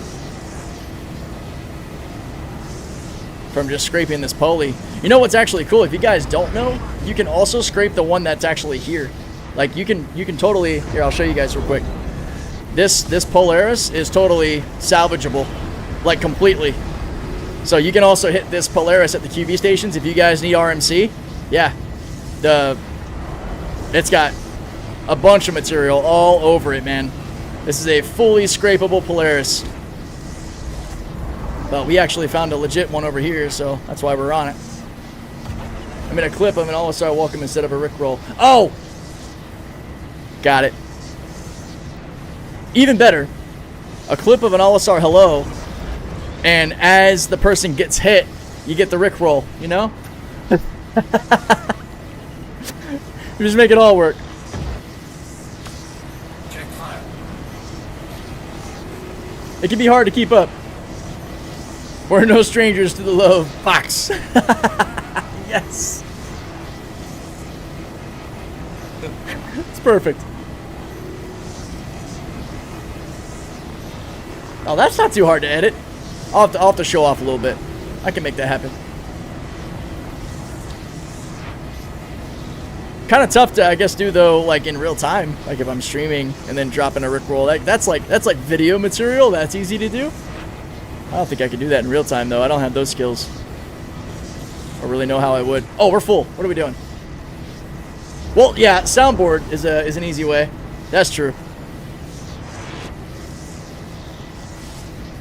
All right.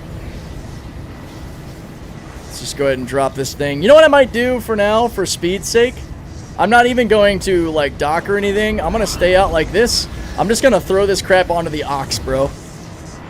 Why not, right? I just... It's right there and just ready to take boxes from me.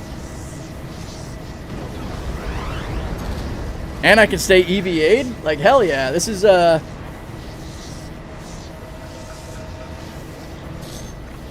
probably an easy solution. One of the stream decks. Oh, yeah, true. Yeah, there's a lot of equipment that I could probably get my hands on. That's not what I wanted to do. Oh, my gear's still down. All right, that's fine. Here. Woo! But yeah, this will be the plan right here. Just throw this stuff right on the aux. Because why not? Whoop.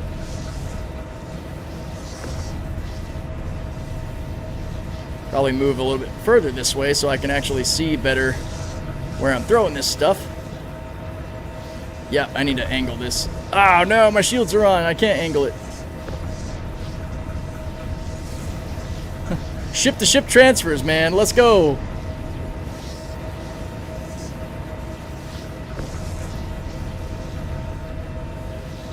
We'll park better next time to do this a bit more smoothly. I can fit so much of this crap on an aux. I can fit 8 salvation loads. Well, no, technically there's 12, so I can fit 5.5. But I'm not going to try to do that math right now. 4? 4 by 12 is 48. No, more than 4. 5 is 60. So 5 1/4. I don't know, something like that. You guys know what I'm trying to get to. All right, so here we go. EVA. Continue ejecting. Yeah, let's go. What's up, Sully? How you doing? We're doing a quick cargo transfer from our Salvation, hoping that we don't get baked by our engine here.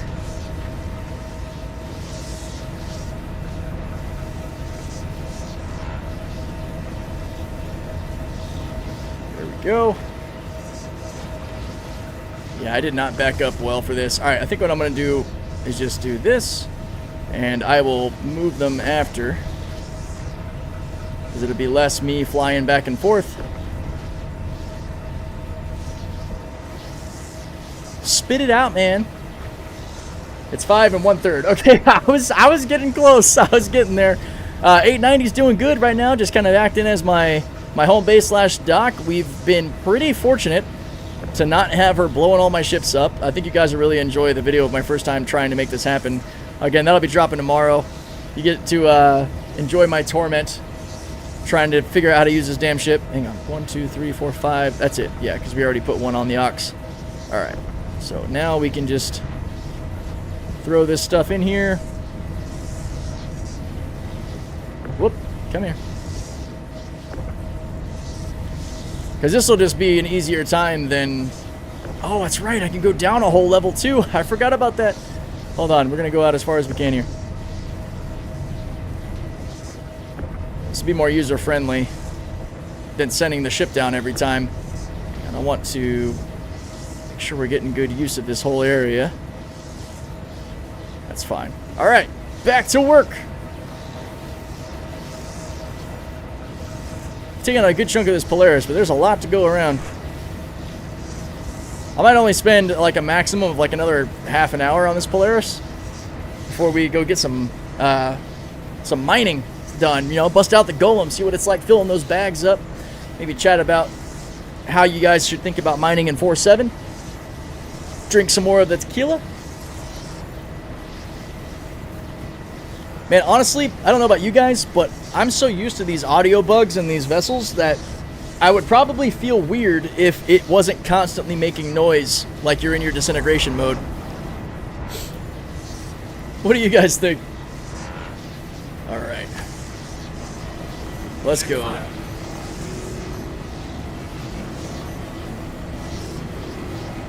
I was pleased to find a 31% Quantanium rock earlier. Damn, Malice, that is awesome. I didn't find any Quantanium. Oh gosh, we are gimbaled right now? Ew, gross. Oh, I hate it. How do I... There we go. Yeah, I didn't find any Quantanium when I was in the Evocati build. The best thing I found was between Astrolite and Aurotite, but Aurotite we couldn't actually pull in. Aurotite is used for so many pieces of armor. That should be resolved by the time it goes live. Like, you could break the rock, you just couldn't extract it. Because, of course, I saw in the patch notes that you can't mine Aurotite, so when I saw Aurotite, what did I try to do? I tried to mine it.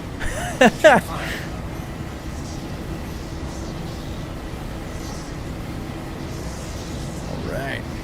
So this is what I mean when I've talked to some people about, like, my typewriter method, or my corn on the cob method. I don't use gimbal mode because I'm on flight sticks and I'm decoupled, and letting my ship drift while I just kind of point my ship to pull the material, for me, is just a much, much nicer experience. Now, if you're on keyboard and mouse, I think that gimbal is probably the best way to go about it. Just probably easier to manage. But I like me that nice slow gimbal, or nice slow decoupled drift while I'm pulling material off of ships.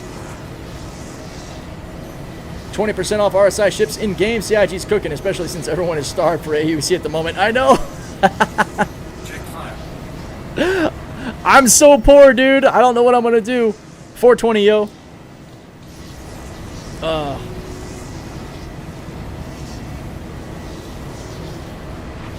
You think the sticks are harder to manage smoothly? I think it probably just comes with doing it a lot. I mean, very, very small adjustments. Might have to get myself a Phoenix then. Ha! Oh, yeah. Gimbaled on sticks is harder to manage. Yes, you're absolutely right. Absolutely. Yeah, it's kind of all over if I do it, because it's just, my stick is always trying to bounce back to center. Yeah, and I think Ballplan and I were actually having this conversation, because it doesn't go where I need it to, whereas with the mouse, it'll stay.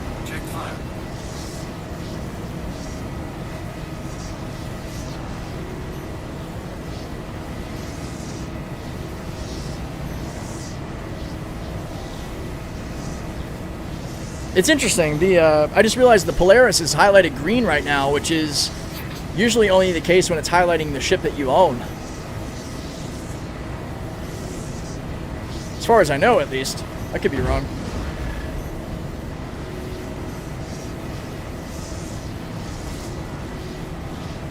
I'm getting used to the VKBs as well now, flying so much better. Yeah, it's a little bit of like a brain calibration, a little bit of a learning curve when you first get into it, but I'm sure you're realizing it doesn't take long for you to sort of naturally start to feel it. Kind of like driving a car, really. Some ships are more touchy than others. I think the sticks feel better and better the bigger the ship you're using. Just because the reaction of the ship is a bit smoother, a little bit slower.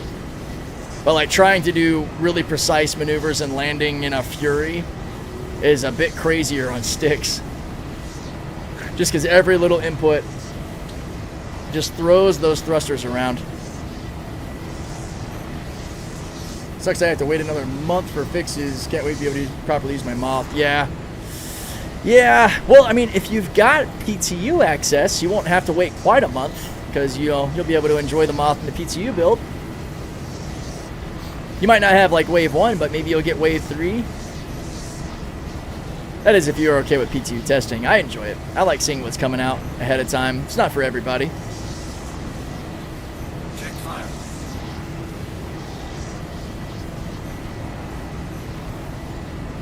Go. Get a little bit of that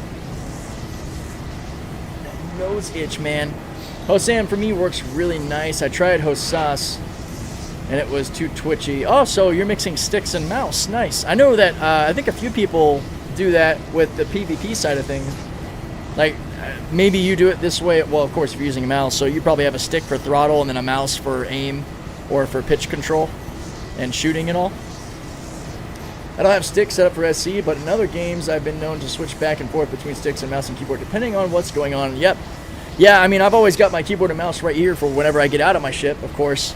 And I also think of my keyboard kind of like having extra flight controls for certain things that I don't need to bind to a stick or that I don't want to. Because I don't necessarily think you need to put everything that you use on your stick. I put what makes sense to me. And then other things I'll just leave on my keyboard. Yes, sir. Mouse does what it does in base game. Stick takes over for, yep, for strafing and all. Yeah. Yeah, I've seen that done quite a bit. That's, I think, one of the more powerful methods for really getting into PvP, because kind of like in FPS shooters, man, a controller versus a mouse in precise aiming is hard to compare with, honestly.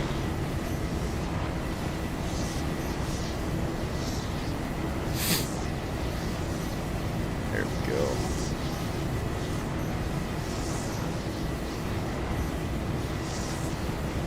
Oh, we're getting a little bit of graphical issue here where we're not getting any material. Let's come up this way a little bit.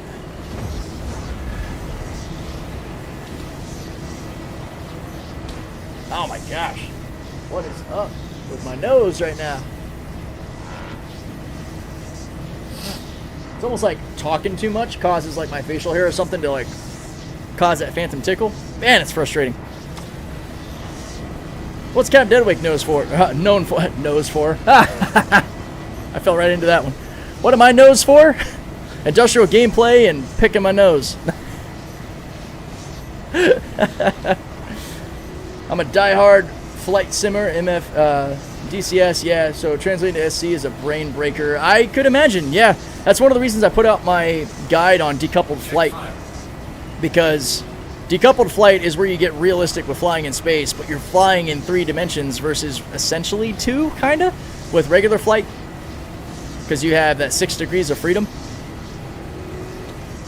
But if you do it a lot, it starts to feel really natural. Or if, like me and some others, you come from playing a whole lot of Kerbal Space Program.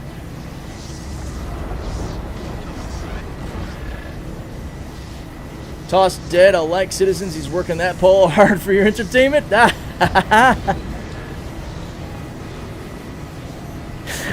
be a hell of a workout, man. Good way to stay in shape. What do you do in your spare time? Pole dancing. Thank you, Hawks, for scarring the entire audience. Appreciate you, buddy. Check fire. Good stuff. I played so much KSP, makes sense why I like this game. I can see that, yeah. Yeah, the decoupled world is basically just how it feels to fly in KSP, but I think KSP is harder. Just the fine control you have to put in and how you have limited fuel. That's probably the biggest thing that separates it is fuel is a true commodity in KSP. Your delta V, how much fuel you have to make maneuvers, really matters. Whereas in Star Citizen, it's not something you really have to think about anywhere near as much. And we can just pop over to a station and refuel in a few seconds and we're good. Just need some more tequila. Tequila makes any time possible. Yeah, I know. It's going to be like, why don't you get new ships for Star Citizen? Because all of my YouTube revenue is going to tequila.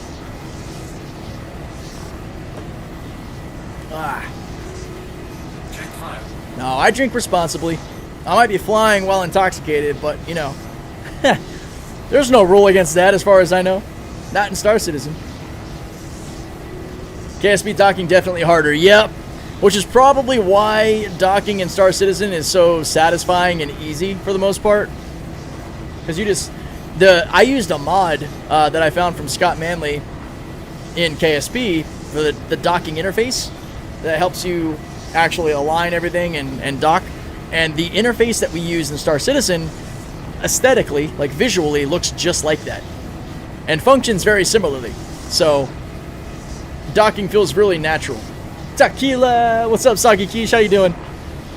Is the refinery still set up the same? I can't remember what I used to process ore. So yeah, refineries are basically, well, it's been a few years, right? So they're essentially the same, except the yields have changed. So, to give you the quick and dirty version, Forgotten Vet, just stick with Farron Exchange or Dinic solventation. If those are what you use to get the max yield for like good money, you can still use pyrotechnic chromolysis to get the same high yield at the fastest, but the best yield you can get now refining mining goods is 45%. They nerfed it pretty hard, but the value of almost all of the minables went through the roof, so you're still making a lot more. Like Quantanium now goes for like 90k per SCU. Stellaron and Recite are close to 100k per SCU. Laranite, Terranite, Vexilite, those are all up in like the 20s where Quantanium used to be. So it's good stuff. I loved Scott's stuff. The Interstellar Quest series was class. I completely agree. That is actually what made me discover Scott Manley. And then he also just happens to cover space news, which I really love. In fact, guys, not that this will be your thing, but on my main Cyberlift channel, once Starship is launching out of Florida, I am going to start covering Starship on my Cyberlift channel.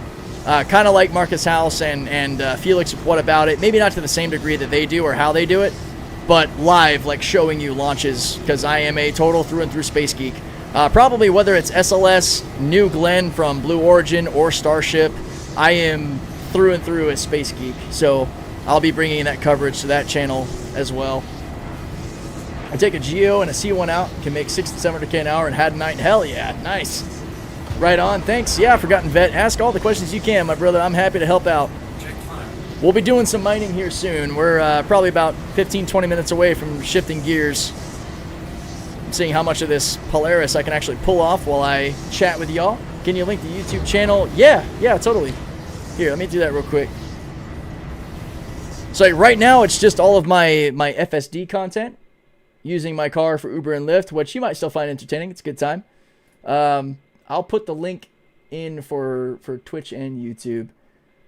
It's my original content that I started years ago, but I want to expand it to covering Starship as well as whatever else I can. The channel name is Cyberlift, CYBRLFT. Let me pull it up. We got a couple of people that follow me on here from there, so mad appreciation. There it is. So I'll have to do that chat separately in Twitch. But here it is for the YouTube folks.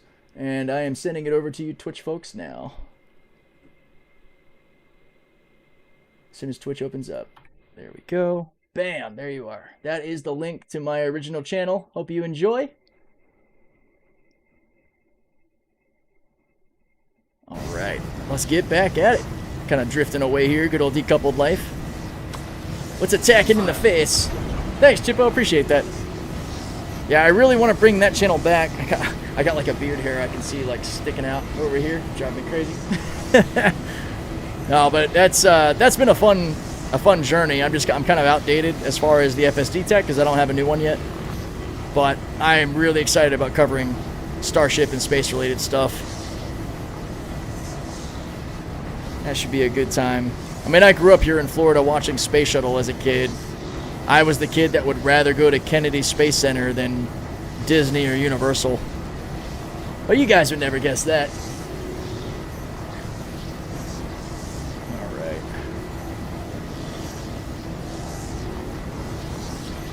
Now we are hitting some meaty parts of the Polaris now because we are already almost full again.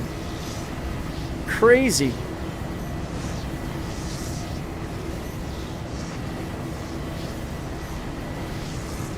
You know what we might do actually? We're gonna finish this up, this load, and then I'm actually gonna self-destruct the Polaris to see what we can munch, and then we'll see if we can turn in some missions cred worth of the RMC before we go mining. I think that's probably a better option. I don't plan to scrape this Polaris totally clean. Florida was the first state I visited when I came to America, and Disneyland, of course, hell yeah. A lot of old people and crocodiles. Yes, sir. You are not wrong. Also, a lot of really great food, awesome beaches, terrible drivers, horrible highways, not quite as bad as California, granted, but still pretty bad. But generally some good times. Yo, Frog, what's up, buddy? I will see mostly all those pieces are gonna be too big for the Salvation. That's kind of what I want to test, actually. We're doing a little science. We're gonna see once I blow up the Polaris if I can pull any of it in. We are almost done filling up the hopper.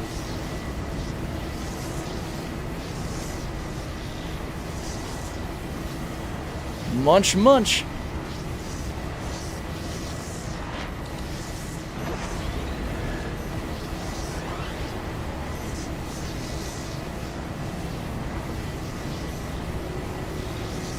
There we go. Even if you blow it up yourself. Yeah, that's what I expect. I bet maybe we can bring in like an engine if those break apart. I'm kind of curious to see how it breaks apart, to see what we can actually pull in. That should be funny.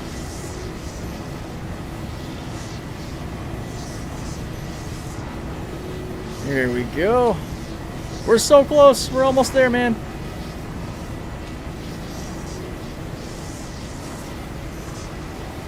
There it is. All right, let's go offload this onto the aux. Probably right about here is good. Rotate around about there. Parking brake down. Oh, I still have my gear down. What a dork. I'm gonna drop this a little bit. There we go. I doubt you'll get any parts small enough for the Sally. Worth the science, though. Yep, that's what I'm here for. Hell yeah. I have the Hermes. I've claimed it one time since the release. It is hard to see what livery I have, but the interesting thing is I can't repair the last 2% anymore. No way. Yo, not good. I know we've talked about using the Hermes to the end of the earth like that. That is awesome. So it is used enough that it can't even be fully repaired. That is amazing. Respect, man. Really putting these ships through their paces. I try not to claim ships as much as possible. Usually when a patch drops, the only guaranteed claim that I'll do is if I need to run over to Costco or Sam's Club, which is, you know, New Babbage or Orison, to outfit ships or components that might be lost. Outside of that, I really try not to claim my ships. I try to properly live on them. Live in them, you know, have them equipped with, you know, guns, repair tools, armor and such, depending on what it is. Versus just kind of like fast traveling my ships with the claim function. It's never something I've really enjoyed. Alright, so we can use our EVA tactic to get the rest of this out of here. Nope. I also love this particular livery on the Salvation because it kind of matches the industrial look of the 890. There we go. 890's over here just trying to pretend that it's a hard-working blue-collar space yacht. I've grabbed an Uber to basically get everywhere in the States. It's so cheap compared to London. Made the mistake of thinking a shop was in walking distance. Ended up walking 2 hours with groceries. Too stubborn, Chippo. Oh my gosh, why? Yeah, it's definitely not like London, my friend, or most parts of Europe probably for that matter. The States, man, we live on highways. We're so spread out. It's crazy. There might be some little like towns or areas that you can, you know, walk around in, but like going town to town, you might be spending 20-30 minutes on a freeway. I feel for you, man. Well, who knows? Any of you guys end up visiting the States or coming to Florida and getting Ubers and Lyfts, you might end up just running into me one day. I mean, my goal is to not have to do that to pay the bills anymore, but I still want to be able to make content with it, you know, showing off self-driving tech to people, especially out in Europe, because like you guys typically don't have beyond like a highway basic autopilot just because of regulatory reasons. I've had the pleasure of, especially around Disney or Universal, giving rides to some folks that are visiting from the UK, and they just get to totally geek out because they finally see what, you know, self-driving can do versus just the standard autopilot because of all those regulatory limits. All right, let's get in this Polaris and make it go boom. Loving the Tesla Uber vids, man. Thanks for sharing the other channel. Hell yeah, Space Nectar. I hope you enjoy the hell out of that. It's a fun time. I've been doing that for years. It's a great way to connect with people and get people up to date on what's going on in the EV and tech space and self-driving and all. It's fun. Been a Tesla shareholder since the IPO. It's incredible to see how far it's all come. Yeah. Yeah, how do you feel about the S and X being discontinued? I know that's a sore spot in the community right now. It's kind of crazy to think about. You know, they're like the staples, you know, the original flagships. Don't forget to hydrate. You are the man. Thank you. I often do forget. Wait. Oh, no. Hang on. I don't want to go take it off my helmet right now because I don't even know if life support's functioning. Everyone doubted us. Yeah, you're not wrong. A lot of people still do. A lot of people are still stuck in sort of like the 2012 mentality for EVs, not realizing how crazy it is now in 2026. Meanwhile, in the Netherlands, 5-minute walk to a grocery store. In the city, 5-minute walks to the east. Yeah, exactly. You're killing it out there. It's a lot better than here in that sense. I wonder, I'm going to actually check and see if I've got Atmo. I'm going to pull my helmet off and see if we can take a drink. I don't think the atmosphere is gone. Just because we're powered down. It is! It definitely is! Put the helmet on! Put it on! I should have known better. Yep, nope, the atmosphere has completely drained out of the ship. Woo! Yikes. Alright, lesson learned. Oh, man. No hydration for you. Not right now. Not until we get back over to the 890. Yo, Inner Hype. Total Recall moment. Yes! Good to see you. I wish I had the money for an SRX. Yeah, actually, my wife and I, well, she took her Model Y in to get the windshield replaced, which, cool fun fact in Florida, this is a protected windshield state because of just, I guess, how bad it is. So, yeah, I'm out of tequila. Damn, forgot about that. So you're not, it's a no-fault windshield state, I should say. So if your windshield gets busted, you don't have a deductible on your insurance, which is pretty cool. But anyway, she got a loaner while she had her Model Y in, and it was a 2025 Model X. And she was like, okay, I want one. I was like, I'm sure you do. But the sad side of that is they are getting rid of them. So by the time we're in the market for a new car, she might not have that option. But we'll see. I told her we should definitely keep our eyes open for the options. Self-destruct activated. Okay, we got a full 80 seconds. Awesome. We're going to see how bad this is. We should be far enough away. I didn't want to go too far from the 890 that we had to like EVA 10 miles to get back. Damn, it's nice. The Model Y, well, so see, she's not going to get a new Y because she hates the redesign. She hates the light bar crap and all, and I am not the biggest fan of it either. However, I've gotten used to it, and I want it for more Tesla content. Like you know, like the people who came from that channel know that I want to get that Model Y regardless. That way I can get back to producing that content. Oh, shit. Oh, shit. The ship closed. Oh, we are in a new problem now. We got to get back and turn that off. Oh, no, he said a swear. Yep. Well, this is one of those moments where I think it's valid.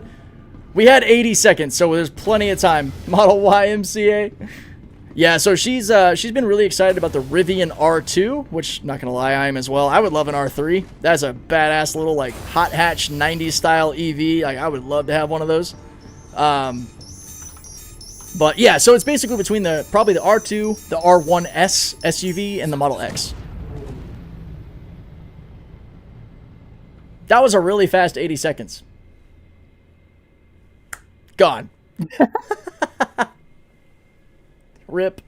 Plenty of time. I thought I did, man. I can't believe that was a minute and 20 seconds that fast. Holy shit. I get in the seat and they're like, self-destruct.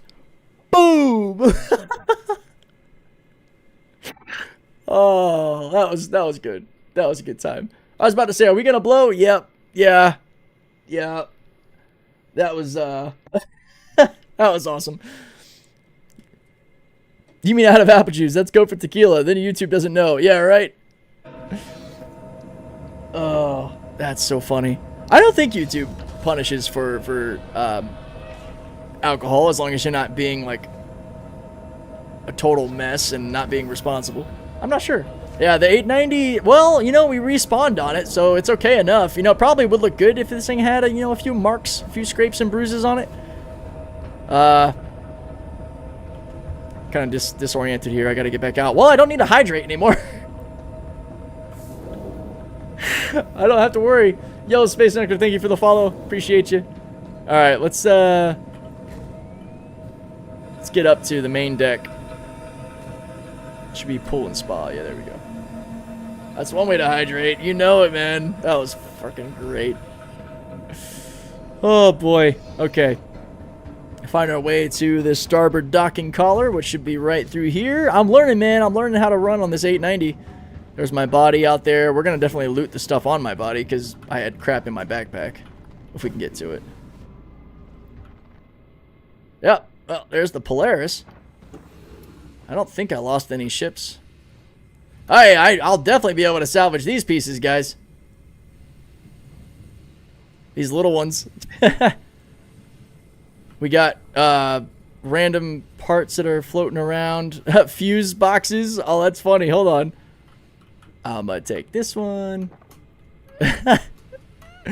Hold up. This is great. And this one. Wait, no. I put it back in. God damn it. All right, whatever. Where's my body? There it is. All the plan. You're not going to over the top, even during the ladder segment. Yeah, that's good at least. All right, let's get our SRT rifle and drinks and crap out of our backpack. Ah, shit. All right, there we go. Yeah, he's having a hard time. He's all skull and bones up in this place. All right, here we go. Grab, grab, grab. I can even grab my ammo, which is cool. Or can I?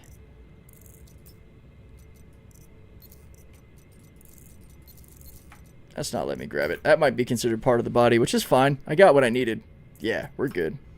That's all I cared about. Wait a minute. We're missing what was in my pants. Open inventory. There we go. Oh, now I can take this stuff. It's too bad I can't. I kind of miss being able to take that. There it is. The Resurgera. There we go. There we go. Stack these on. Stack these. Man, I can't wait for Stack All. Gosh, Stack All is wonderful. It just auto stacks all this crap. Anything you can stack. All right, Salvation. Time to munch what we can. Yo, Edric, not sure if I still have it, but I got an air filter from Fracture, but not dissolved Nursa. You can technically dupe the ammo grenades, med pins. They weren't really worried about that. Interesting. Living off of a Carrick, viable option? Yeah, Ivan, I think so. I haven't done it personally, but I think Malice in the chat, he's a pretty big Carrick guy.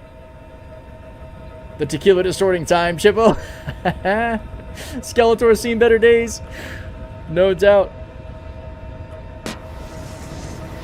Oh, the audio bug's still here. I just had to get close enough to the Salvation to hear it. Damn. Alright, we're going to crunch what we can. I don't imagine it's going to be a whole lot because Polaris. But there should be some stuff floating around that we can grab. And then we'll see what salvage missions we can turn in and then mess around with some mining stuff. Just go into disintegrate mode. Can we pull any of this stuff apart? All right, so that's all part of one piece. That's interesting how that's laid out. There was a little tiny piece floating around. Again, I wish that you could scan to ping where that stuff is. We kind of have to use the transit method here by flying around a little bit.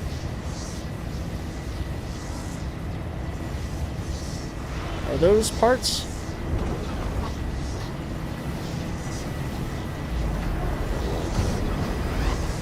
Haha!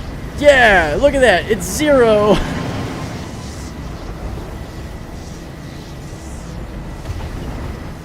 We got some more parts. How much is this? Oh? 0.01 or 0.07. I live on it whenever I can, really. Thinking about doing a series of Carrick Life. That'd be sweet. Next up, thinking of trying it later with a Salvation added to it. That should be a fun time.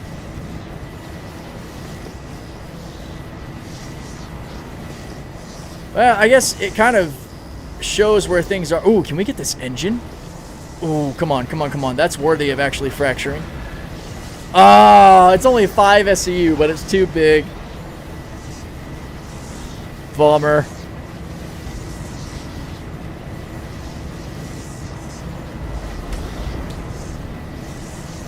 Is there anything else? Yep, there we go. We got something right here.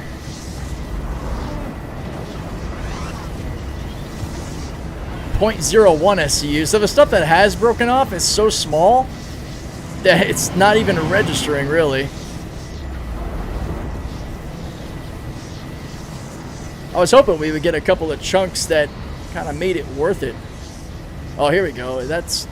Whoa, okay, that was my body. I was like, what was that? I think this is the larger chunk earlier that I saw. .01. Yeah, so nah. Alright.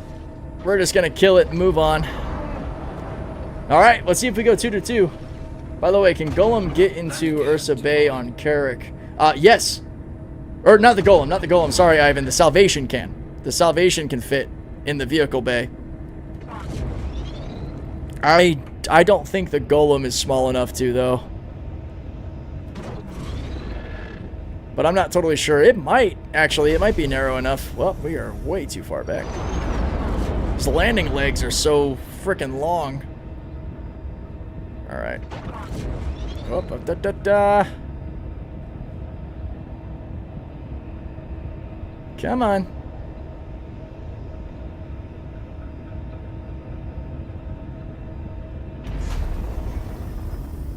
Alright. Engines are off. That is about where I want to be.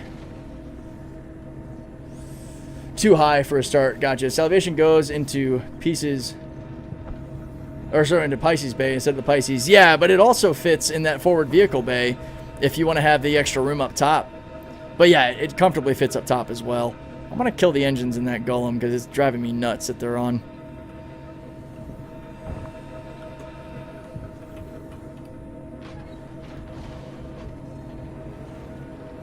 Miss any action? Yo, Brandles. So, we basically...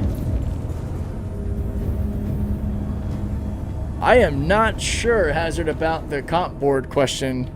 Hopefully somebody in the OLISAR group can answer that. Let me actually turn that over. I forgot we respawned, so I can see that now. I'll just leave that up. But yeah, no, we've just been basically salvaging in the Salvation. Kind of funny to say, I guess. We were scraping that Polaris. I blew up the Polaris. I self-destruct the Polaris to see if I could actually get any of the material that it would, you know, break apart for construction materials. But basically, it's either way too big or it's so small it's negligible, unfortunately. And now we're going to see if we manage to drop back down without this thing breaking again. I'm going to stare at it. I'm going to keep pressure by looking at it. We're still about as close to the freaking Golem as we could get here. It also is not jumping around when pointing this direction. Damn, hot damn, guys. I think we figured it out. I think we've got a solid method for keeping these 3 ships on the elevator. Awesome. Okay, and I guess I can leave these on here for now because I might use the aux to turn stuff in. Can we see salvage missions from here? Yeah, all right, let's see. 5 SEU to Levski. All right, there's 1. What other missions we got? 5 and 10 rubble. Do we... Oh, but that's the one that doesn't ever usually complete properly. I don't think we have enough rubble. We only have 4 rubble. So we can't do that one.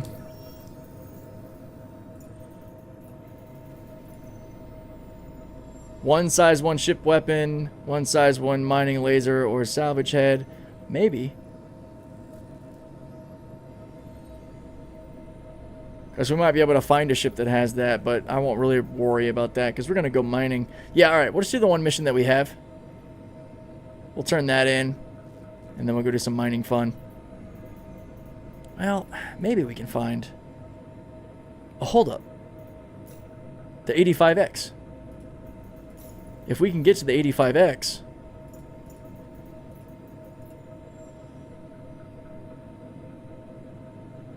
Is it 1 or all? Damn, I think you have to do 1 of each. So it's a good reason when you're salvaging parts, if you look at your like vultures or fortunes or salvations out there, to be able to turn these in as well. I don't like just pulling them off of ships I have to get mission credit. It's not how I do things, but it is an option. Yo, Lord Psycho, thank you so much for the follow. And OG Grape coming in with a sub at tier 1. You are awesome. Thank you, my friend. Yo, Yukon, yeah, 890 jump. We are rocking the 890 jump, Shadow. Using it as a mothership. Hermes has the biggest cargo capacity of the 3. Starlancer Max, Taurus are better if you want to haul a vehicle, though. Starlancer Max can carry a vehicle and full cargo. Yeah, and they also, the Starlancer, well, pilot gun-wise, I think it has the same DPS because it's 4 size 4s. The Connie is stronger in the weapons. I thought the ceiling hangar doors clipped the Golem in the hangar for the 890. No, So the trick for the 890, it seems to be to make sure that you park sideways and to try to stay as far back as you can. We've had a really good time today so far not having anything blow up. I think the front of the cargo bay is kind of cursed if you have your ship pointing forward. In fact, we can do a little science test here since I'm not doing any more salvage right now. Let me put this stuff on the golem, and then we'll do a little test to see what happens to the salvation. Yeah, I don't think it has really anything on board either. We will move it. What was the version of the ship to choose for cargo? Hermes, Starlancer, or Taurus? It's solely for cargo? I would go Hermes, personally, Jason.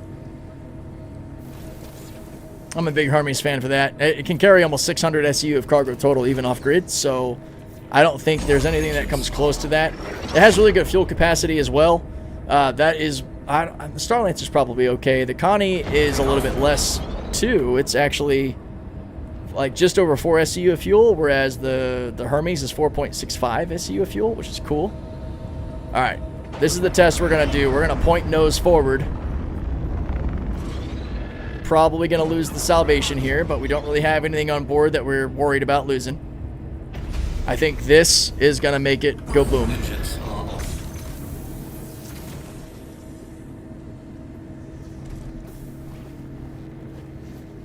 Yeah, thanks, Edric, for going into detail on the 3 ships. That's really helpful.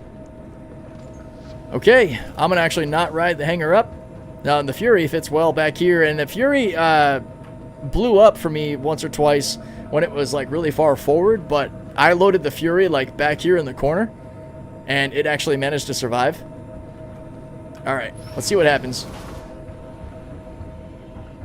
Probably won't do anything on the way up. I guess we'll see, but I suspect that on the way down, the Salvation's going to go boom.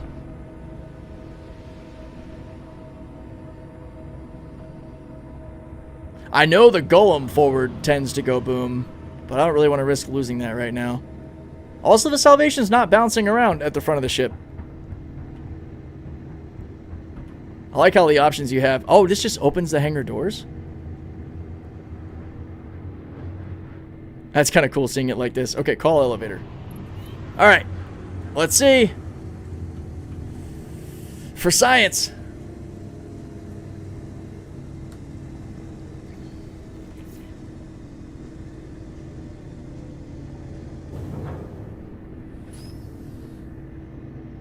Huh?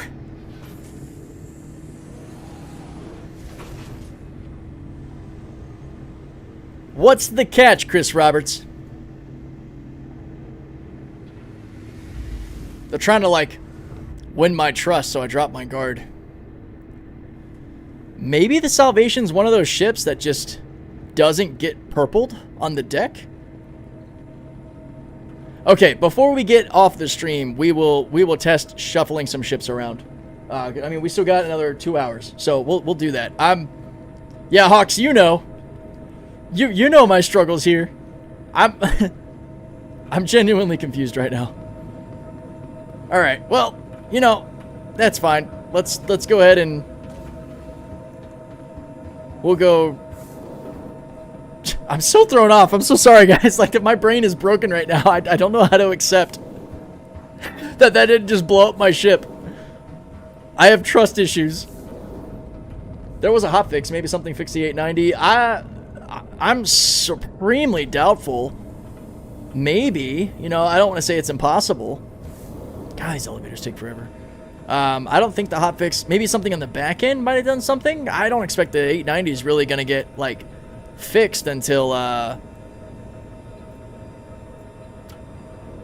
Nope, we're on crew deck. So, escape raft, there it is. I don't think the 890 is going to get fixed until it gets gold passed, personally. But maybe. You don't need it, so Chris won't eat it. Yeah, there you go. Also, it took me forever to realize that there was a door here, because on the other side, especially with how it raises up right here, it didn't look like a door that I could use. So I just thought that this was like a dead room. I was like, how the hell do I go anywhere?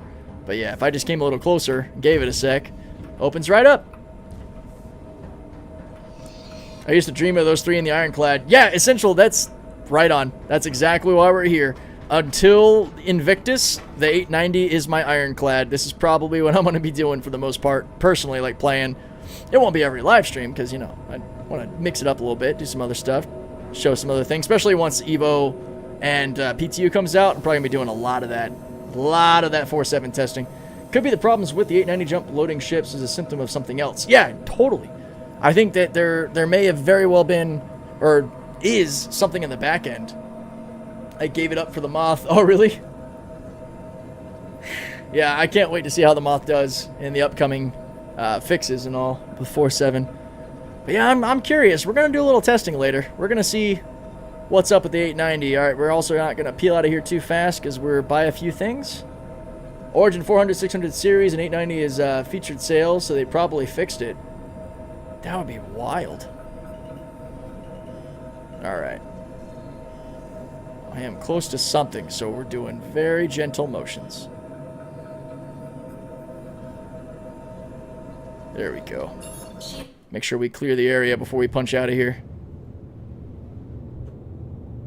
That'd be so funny if they, like, gave it some tweak. Go figure. Well, I mean, you guys will laugh at the video coming out tomorrow anyway, but hey, I mean, it might be fixed. Maybe. Again, I have trust issues. I don't know that I believe it. All right. So one of my strategies for finding good spots to go mining is I will use like an investigation mission, like missing persons. These little 21K missions. These are great. These before engineering, these were also a really great way to find derelict ships to go salvage. So I would set course for one of these missions out in the Glyceum Ring, and then I would just start mining. Just head out in a mining vessel and have fun. Or salvage too. You never know what you might come across. Our map is acting up. Let's see if we can fix that. There we go. Nothing is broken. What's up, Jörn? Yeah. Hope that is code for helping to discover and track software cheaters. Wait, what? Be careful leaving stations. I clipped my turret, my Hermes. I got the test engineering. Hell yeah. Oh, man. Well, I was still kind of like thrown off that the ship didn't eat my salvation. Yet, I'll say. Last time I tried to do a mission in the ring at Nyx, I didn't get any markers for it. Yeah, I'm not too concerned about that because we're just using this as a way to get there. I can show you guys how to complete one of these missions if you want to see that, like how to do the missing persons. I've never had any issues with these. What I miss is that all of these were hot zones, whether you're doing bounties or missing persons to be able to find like dead player ships. Like, man, the amount of freaking Perseus that were lying around at these locations when it first came out was hilarious. Waiting for moth fixes to play again. Yeah, so you got a little bit. Hopefully less than a month. Tell me about it. I'm grinding Intersect in 2 out of 5, and the missions get no quantum markers, just a prop. Oh, jeez. So, in some instances, not all, Alta-4ing and popping back into your shard can cause that to fix, or quantuming away and coming back. Not that that doesn't make it any less frustrating. I've experienced that too with bounties or certain missions where it won't actually proc the objective to actually show, so you're just kind of stuck and have to do another one. Undisclosed fixes. Oh yeah, there you go. That makes sense. I see what you're saying. I'm just quitting the mission and then I get the quantum marker. Oh, wow. Go figure. That just sounds like salt in the wound, right? I think I wanted to use the mission to go mining as well, my mole. Yeah, there you go. Oh, so you weren't even able to like get the quantum marker that I'm jumping to? Is that part of the issue you're running into? So cooldown for missions to reappear 3 to 5 minutes. Ah, yeah. Yeah, that can be a pain. Yeah, we'll pop in and do the completion for this little mission, which is pretty fast, just to show you guys what it is, just in case anybody hasn't seen it or is curious or might enjoy these sorts of discovery missions. And then we will pop the golem out and go crack some rocks. I'm actually not sure, because I often end up forgetting between builds what I'm running. I think I've got a double Ryger set up on the golem, so I might end up heading in and throwing on a different setup, like maybe a Torrent 3 Ryger C3 setup, or a double Torrent setup. I do not know. Alright, we're coming in a little fast. How's our decel? Not too bad. We'll do a little... Wow, the pitch is about as slow in this thing as it is in the damn Hull C. Alright, so we will go ahead and use some boost on our spin here to flip and burn the damn 890. Holy hell, she is hard to flip around. Alright, there we go. Yo, Cap Trooper, what's up? Have you been able to get the new hand mining contracts to work? I tried it 4 times now and it won't progress even when I've completed all the requirements. I have definitely heard of folks having some troubles with that. I've gotten them to work a couple of times. I have not done them a whole lot yet. But I know at both the hand mining missions as well as these salvage missions, there's been a lot of issue with people trying to turn them in. So you are not alone there. I'm really hoping they clean that up with 4.7. Because on the salvage side, it'll show that you've turned everything in, but then it won't complete the mission, and you can't even hit submit. That's really annoying. Alright, so we got to search at Caterpillar. Lovely. Will we get lucky and the dudes just be floating outside? Maybe. Probably not. Alright, parking brake set. Let's go find our missing persons. Okay, I wasn't sure if it was just forgetting to do something, but yeah, no submit button either. It's a bummer. Yeah, it's super annoying, man. It's a problem that a lot of us have encountered on this build. So the moth isn't the only issue. Any workaround for Hornets blowing up once landed in the 890? Oh, it has the Met. So yeah, the best advice I can give is landing the ship sideways. I'll be able to show you once we're taking off in the Golem. Landing it as far midline as possible, like back in the hangar, and parking it perpendicular sideways, not nose forward. Seems to be the case. Also, I mean, if you can, try it now too, because some of us are suspecting that maybe with this hotfix, there might have been something that also kind of fixed the 890's hangar. I don't want to jump to that conclusion too soon, but I've been able to raise and lower 3 ships on it during this whole stream with no problem, and it's got me feeling like super suspicious. Oh wait, he is floating outside. Wait, oh, that's not a person. Oh, you bastard. That looked like a person. That was not. Regular hauling does have a submit button. Yeah, just not the these mining missions and such. Okay.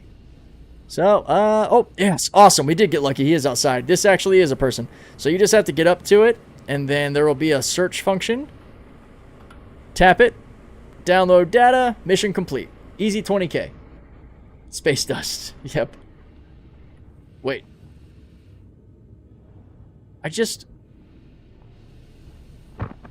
Oop, sorry, dead guy. Just bumped into you. Did it not? Wait, do some of these missions not complete now? Or is there more than one person to scan? I've never had more than one person to scan. Maybe wrong person. I've never had more than one NPC to actually try to scan. So I guess we'll look for another bot. There it is. It was delayed. Ah! Yeah, the old missions had multiple people, but the ones out here in Nyx are always just the one body. Cat really is the punching bag of SC, and I love the Caterpillar. R.I.P. That one's had a rough time. Alright, so we got it. That was just slow. Alright, so what we are gonna do, in the vein of being a smart player that doesn't want to get found by other players, is we're gonna get at least 100 kilometers away from this point of interest. Now, this isn't a normal point of interest that people can just freely quantum to anytime they want, but it is a point of interest that somebody can get in a mission for a ship-to-ship bounty, intersect mission, missing persons mission. It is one of the crash sites that a player could randomly end up at. So we are going to create some distance from this spot so that we stay off the radar. This is part of that true Belter life, man. All right, we're going to break away. We're already in nav mode. So let's punch it. Into the Glacium Ring we go. Full speed ahead. All ahead full. All the things you can imagine. In our badass Meridian 890 jump. That really does look good. I couldn't use another paint now after having seen this one. That is the only way that I would fly an 890. Players may also be able to find the locations via external websites like Verse Guide. I wonder how they'd be able to quantum to it, though. That'd be interesting. I've done that mission searching in a dim starfare for an hour, only the body would not recognize it. Oh, no. But yeah, I mean, to Edric's point, though, there are resources that players can use. And especially in the vein of preventing, like, you know, for me, stream sniping and such, I'm always head on a swivel trying to make myself the hardest target possible. And one of the ways to do that is to just not linger by any POIs. So we are going to fly this way for a minute or two, just creating that distance at over 900 meters per second. And then we'll come to a nice slowdown, probably over that rock chunk over there, that collection of boulders. That's probably a good spot to chill. Man, correcting course at this speed takes a while. How many of you are excited for the Keeger belt to hit Nyx? It's supposed to be kind of like our Kuiper belt in our actual solar system. I just really, really hope that we can get to it. I'm sure at some point we'll be able to with like quantum boost. But, man, I can't wait to see Nyx evolve. I love it here. Home sweet home. I just hate all the unused space. It's one of the reasons I dropped the Polaris and the Starlancer Max. Too much of my ship I didn't use. Yeah, you're not wrong. Man, we got over here fast. You just reminded me, have you heard the Expanse Osiris Reborn? It's upcoming, and I definitely want to do a Let's Play. Oh, no. A new game? I'm going to have to check that out. Maybe send me a DM, Alice. I'm very curious. All right, we're going to prepare for flip and burn. That's a cool shot. Can't wait for the Orion coming across and then munching the whole field, right? Yeah. All right, we are definitely not going to hit anything, which is good. All right. Full flip and burn slowdown in the 890. Gotta love it. Maybe we'll just blend in as just another 890 out here that somebody thinks they can salvage. Man, this thing slows down about as fast as the damn Hull C does. A little bit faster. All right. Brake engaged. We will go shields up. All right, let's get to work. All right, I think it's supposed to be past 1.0, so it'll be a while. Yeah, ships like the Endeavor, the Orion, a lot of those, they're not going to be out for a hot minute. I think the Arastra might be coming this year, maybe. Isn't that the rumor? One of the ships we're supposed to get, or am I crazy? I could very well be crazy. Parked an 890 over Settlement Pyro. Looks so ominous and absolutely dwarfs the little shanties. Yeah. DM sent. I'll absolutely be doing a series for it. Hell yeah. I am still thinking about setting up that second channel that's a bit more of a generic Deadwake gaming channel where I cover other games I like especially like Windrose that's coming out. Bellwright that I've been having so much fun with. Ruck and I have been killing it in Bellwright. It's been a good time. Last Caretaker. These all being crafting survival games, as you notice. But then other stuff too. But yeah, so Has the Mat, if you're still on the chat, this is how I've got things parked, and they're still doing the thing like their engines are back on, which they're not, just a visual glitch. Surprisingly enough, the Salvation did not explode when I parked it nose forward at the front of the bay. We'll see how lucky we remain with that. I'm going to send us up to get to the mining part of this.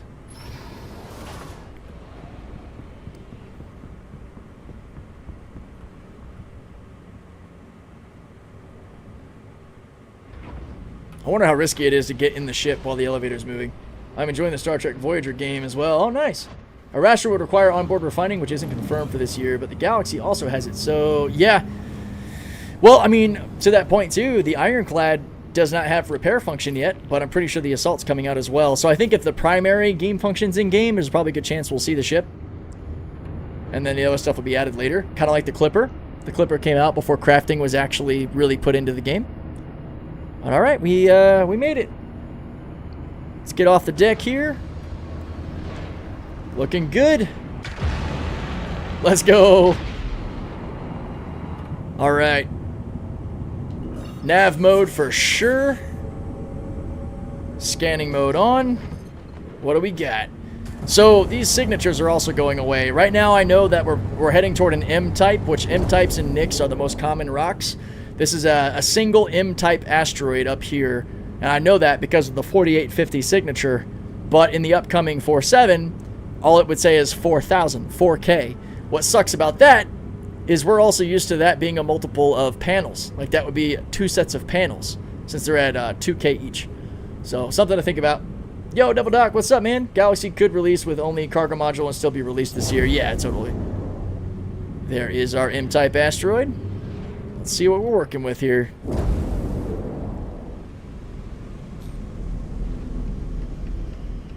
We got lamp, of course, which, why'd I do that? Sorry, guys. Way too bright. Agresium and Torite, which will be really good for crafting. And this, goddamn, 20k mass just right off the get-go. I don't think I can break this. We'll try. We'll give it the honest go-through. Yeah, we are rocking double Riger C3s.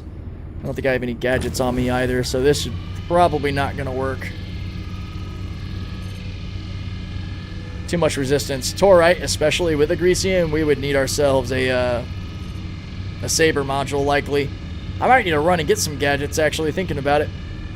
I didn't load up on those.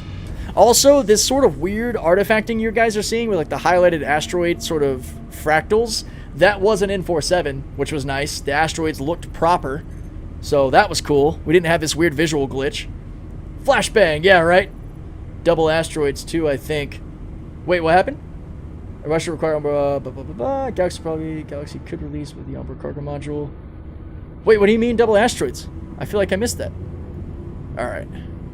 Let's see if we can find another one. If we don't have any luck actually breaking stuff, we will go grab some gadgets.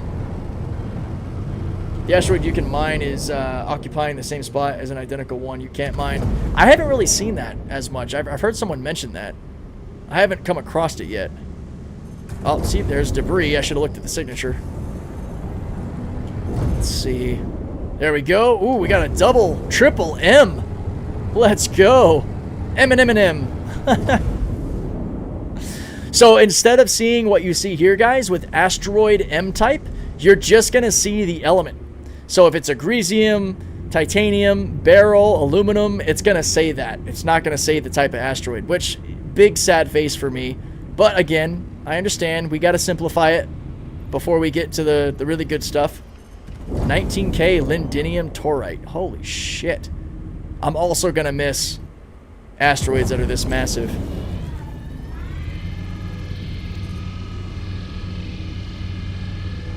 Yeah, I think we might need to go get some gadgets. These are beefy. It is going to be nice that we're going to be able to mine more. Oh, there we go. It says impossible at 8k? No, sir. I reject this. Soteng Kishun, I reject. If you know, you know. There's no way an 8k is impossible. Is it because of the lindinium and torite combo? I know that those are incredibly tough. Alright. I'm gonna go well within the crazy zone here.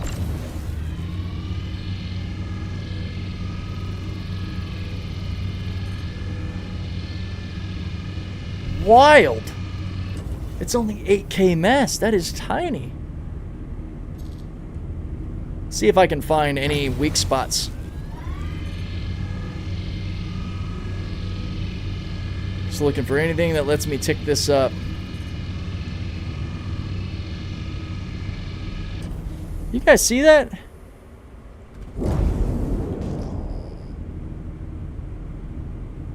The gamer in me is like, that's a special place, go there. Laughs and Pittman instability, yeah. Alright.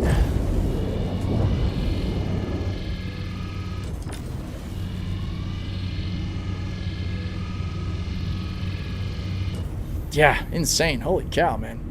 Is this the big one I already saw? Yep, that's the 19k. Where's the smaller? What's this one rocking?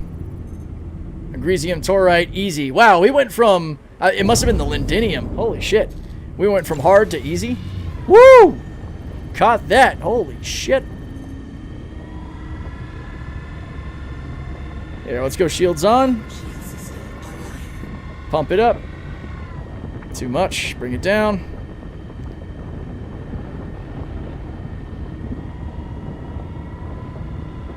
Come on.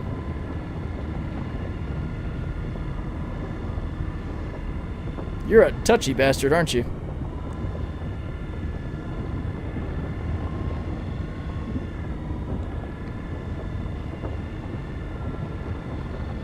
Sorry, guys, I'm in focus mode. What the fuck was that?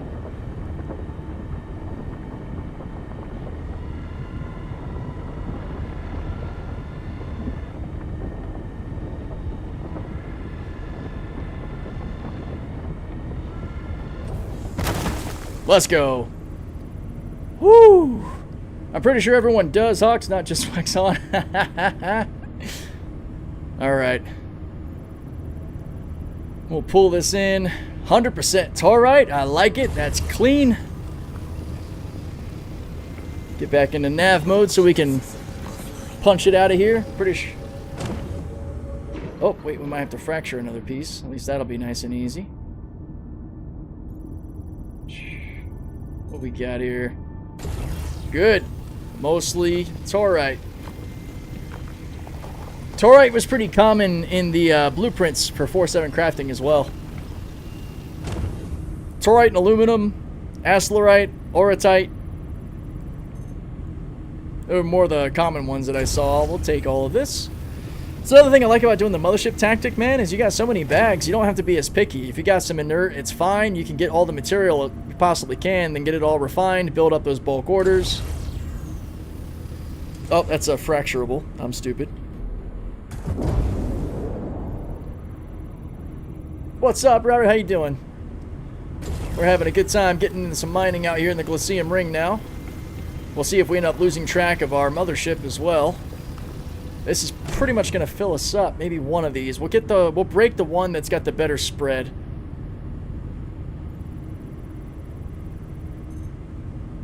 Given how asteroid mining works in the verse, I'm surprised the mining lasers don't have deployable shields similar to gunner shields or Hummer MGs. Oh, you mean like in a mole or something?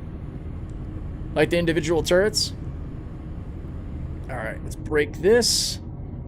It is very low. So, alright, one of the tricks, because even at minimal laser power, I'm probably too high. Yeah, I'm going to end up shooting up, right? So what you want to do here is back up to the edge of your range, because your laser will start to fall off on its strength big time right here around 43, 44 meters. So I usually try to sit right around 43. A little bit closer. There it is, right there. Right where it's kind of like red-orange. Now, I should have full control authority on this laser without it being overpowered. Oh, we got closer. Yikes. Why did we get closer? Why are we drifting? We shouldn't be drifting. Parking brake, dude. Parking brake let me down there. Hang on. Backing up. Alright, holding. Making sure it's actually engaged. Okay, cool. Now we'll get that laser up. Ah, we're at 44. We're a little too far. I'm trying to show people something. Damn. Alright, there. Lock in. Drive it up. There it is. Why are we still moving? Stop moving.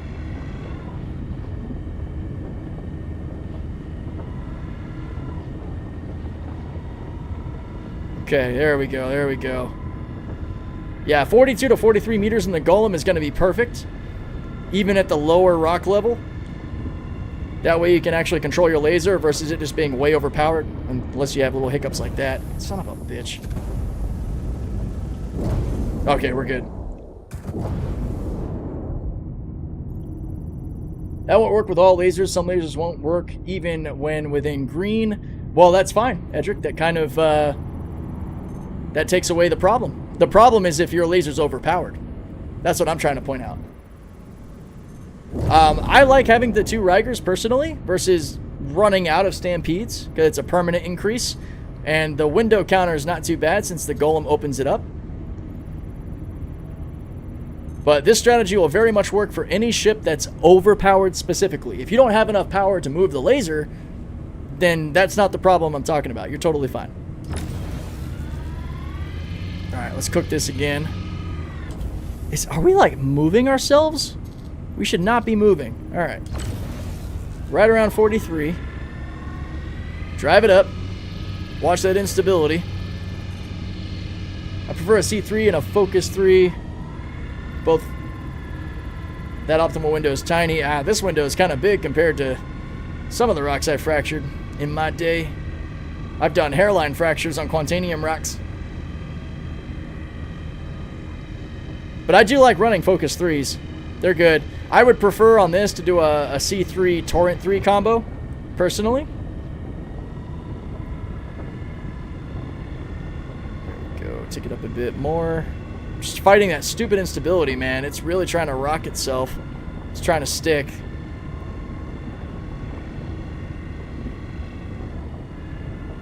Having the mining laser on that left tab I'm using is amazing for this, though.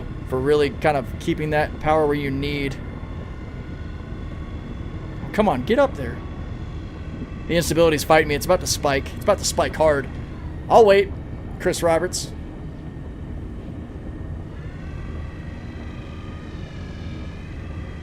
Wake. Wow, what? Oh, it's because I've drifted back. Damn it, man. All right. There we go.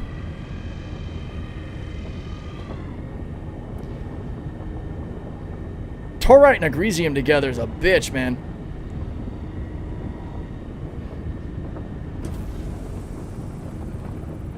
I can do this all day, Asteroid.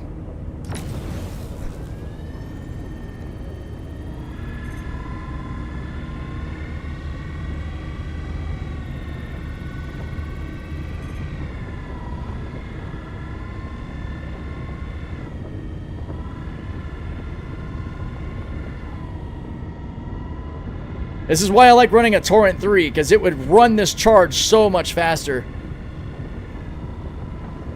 We would have been done breaking this 10 years ago. A Torrent 3 is amazing. I might run back to Levski and make some swaps.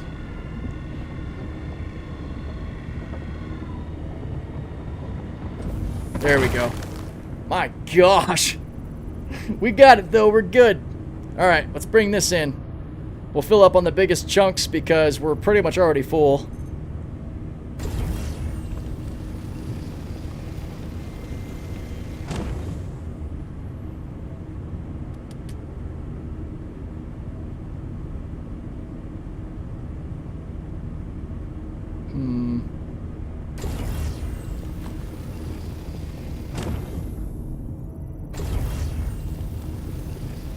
Yeah, this is all going to be pretty much full ore. So we'll just fill up. There we go. Alright, Prospector or Golem, do they both fit in the 890? I don't know if the Prospector would fit with the Golem in the 890. The Prospector's kind of big. My new technique is feathering the laser on and off. Sometimes it works better with tiny windows. It can. I do use that technique if I have to, but backing up to the edge of the range to give me laser power control has actually ended up being a bit more of the strategy that's worked well for me. But I'm no stranger to the laser on and off technique. If it drastically affects your window, though, that can backfire. You can end up sort of overcharging or getting into the overcharge window. Okay, cool. My ship is showing up here. Given they've repurposed base ships to produce the Moth and Hermes, think they'd ever repurpose a Reclaimer to be a mining ship? Probably not, just given the mining ships that are planned, but I could be wrong. I think the Arastra is already sort of the Reclaimer competitor. The Arastra is huge. A lot of people don't realize how big the Arastra actually is. I think that's basically RSI's Reclaimer miner type vessel. Double C3 on Prospector Helix gives a window like that on QT rocks. Yeah. Yep, I have run that life. I typically would run on a Prospector. I'm running a Ryger C3 and a Focus 3 or a Torrent 3. Double Ryger if I'm feeling frisky. You know what's kind of nice is if you're running a mothership combo like this, you can actually have your ship be that quantum beacon, so that if you need to swap ahead or swap something out, you can park next to it. That way you can get back to it. Go a little too fast there. Let's get that hockey stop down. Perfect. This thing kind of looks like a shiny asteroid out here. Yeah, I really want to go get those modules real quick. Actually, hang on. How far are we from Lev? Because I might just make a quick run back in the Golem. 23 gigs. Yeah, we'll do it. Let's go get some stuff, and then we'll meet up at the mothership again.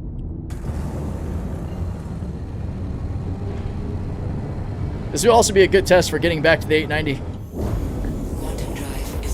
The raster is in between the Perseus and Polaris size-wise, closer to the Polaris. Yeah, it's... As far as its functional size, it would be the best thing that would compete with something like a Reclaimer. I still think the Reclaimer is probably quite a bit bigger. I mean, the Reclaimer is damn near the biggest thing we have right now as far as its total surface area. I think the Idris is the only thing that beats it. Some angles, the Reclaimer makes the Polaris look kind of small because the Polaris is more lean, you know, a bit flatter.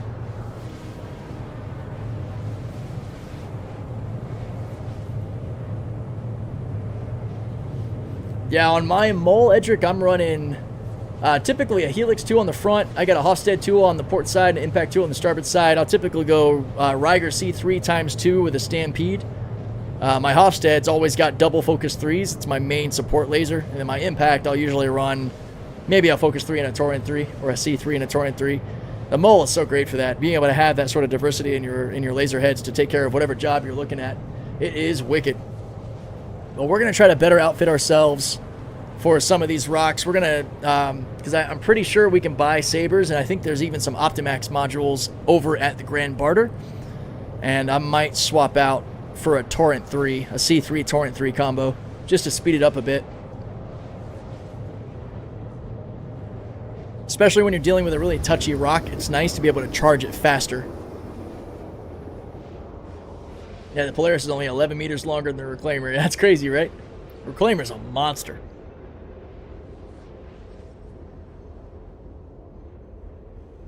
Yeah, I figured it'd be faster just to quantum back to Lev, just given the time it takes to land and start flying the 890. She's kind of meant to be parked out there anyway. Like, even when I have the Ironclad, I don't really plan to take the Ironclad sort of into port very often. That's why I'll have the Golem, the Ox on board to transport stuff. Like, I might get close to port, so to speak, stay offshore. Hey, another Golem. I'll leave him alone. Actually, maybe I won't. Hang on. People like to deck out their Golems with all kinds of components, so let's go take a peek.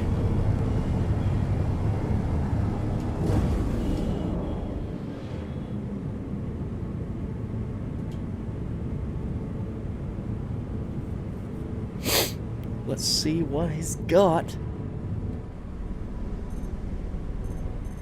Wow! Flew right by.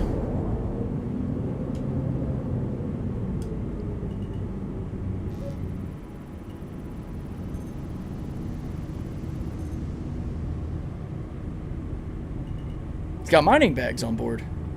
Oh no, that's a mining golem. Duh. I'm an idiot. I thought it was a Golem Ox. Alright, let's stop. Whoa.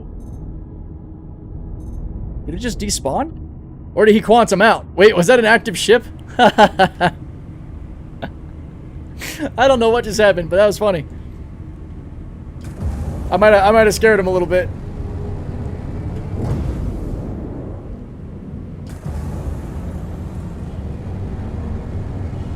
Alright.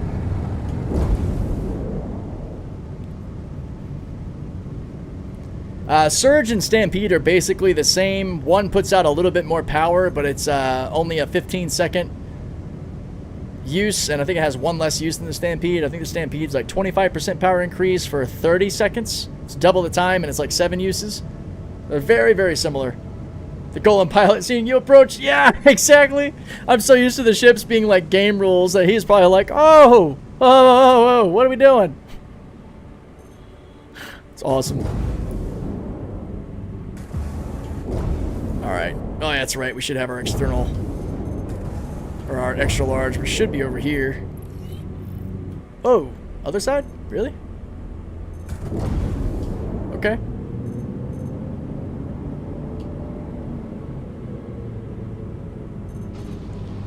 You can do that in the mole with a helix or an impact. Those two have 3 module slots. It really depends on the ship you're talking about. When you step down a size, you lose module slots. Like the Klein has 1 slot in size 2, but no slots size 1. The Pitman's got 2 slots, which is basically a helix on the Golem. It's just like inverted stats from a regular helix. So it gives resistance instead of taking resistance. It expands the window instead of reducing the window. That kind of stuff. Yeah, we get a little closer. Might actually come over here and drop the bags off too. Launch complete. Alright, we will Alt-K, engines off, refuel. We can do some swaps while we're here.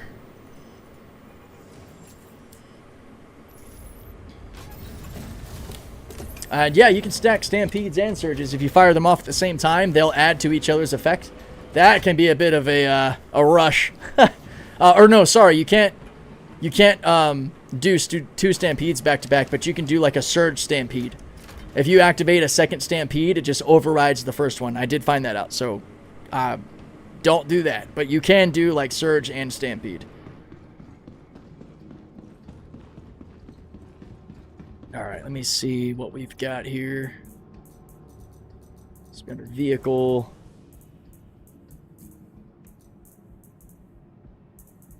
I can't wait for the new inventory system. I'm so used to using it already. Man, like this one sucks.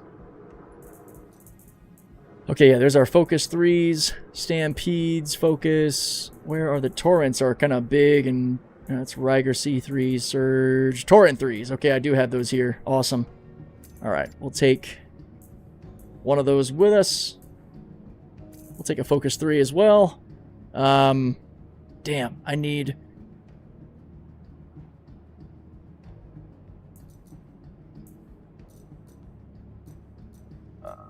oh yeah, it's my other tractor. Wait a minute, where? Gadgets. Do I not have any... Am I crazy, guys? This is where gadgets would be, right? We might need to go and actually get some. Damn. Alright, hang on.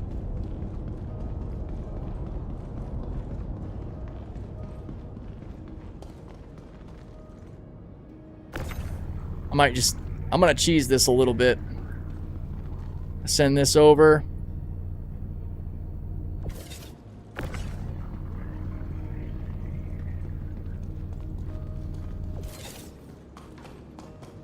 Still have to send it down. How much do you see an hour a golem usually make? So, Dorian, I don't... maybe somebody in the chat can answer that. I am long since past thinking about really earnings per hour in that way. Because you sort of build revolving work orders depending on what you mine. It's not really a direct thing. Like, you can easily calculate that in something like the Whole Sea. I can make 2 to 3 mil an hour in the Whole Sea pretty easily. But hopefully somebody in the chat maybe that's ran the golem and actually kind of has that sort of average. I've seen people kind of throw around 5 to 700k an hour. I can't really verify because again, you're building cycles of work orders that you can then eventually sell off. So it's not quite as cut and dry.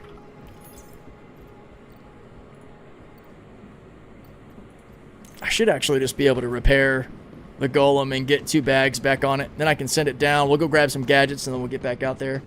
Depends on what you mine, but 300k-ish is a safe bet as an average. There you go. Cool, Chippo. Yeah, exactly. I think the dynamic of mining is going to change in a big way from the focus of trying to just make money as it is now with all the tier 1 and 2 minables to crafting, you know.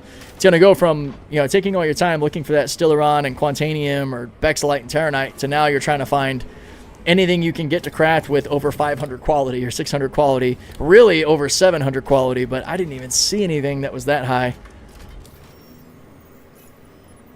There we go. We'll just do that, and that will reload our bags. It's the same as buying them down below without going downstairs. You spend the same amount of money, but you get 2 new bags. Speeds it up a little bit. You do the same thing on your Mole and Prospector. You can throw your bags off and then buy more by hitting repair, and they will pop up on your ship, which is pretty cool. Alright, let's send this down, go get our gadgets, and get out of here. Welcome. Yeah, lost modules, all kinds of stuff. That is true. Your vehicle has I don't know how long we'll be able to do it that way, but you can for now. Yo, Urban Banger, thank you so much for the follow, man. Good to have you on the stream. Hope you're having a good time. All right. Sure, I'm all caught up here. If you do the big A missions in the sea, you get the green boxes, or the green box at Levski. Yeah, you should. You should, Seymour. I had a bad string of luck with doing the AA missions with the whole sea out at Levski. I ended up just doing the smallest contracts, the 40K ones in Stanton that only have 6 SCU. That just seemed to be the best bang for your buck. But you definitely can. The autoload function's supposed to be there doing that. I spent a lot of time manually offloading because it didn't want to work for me.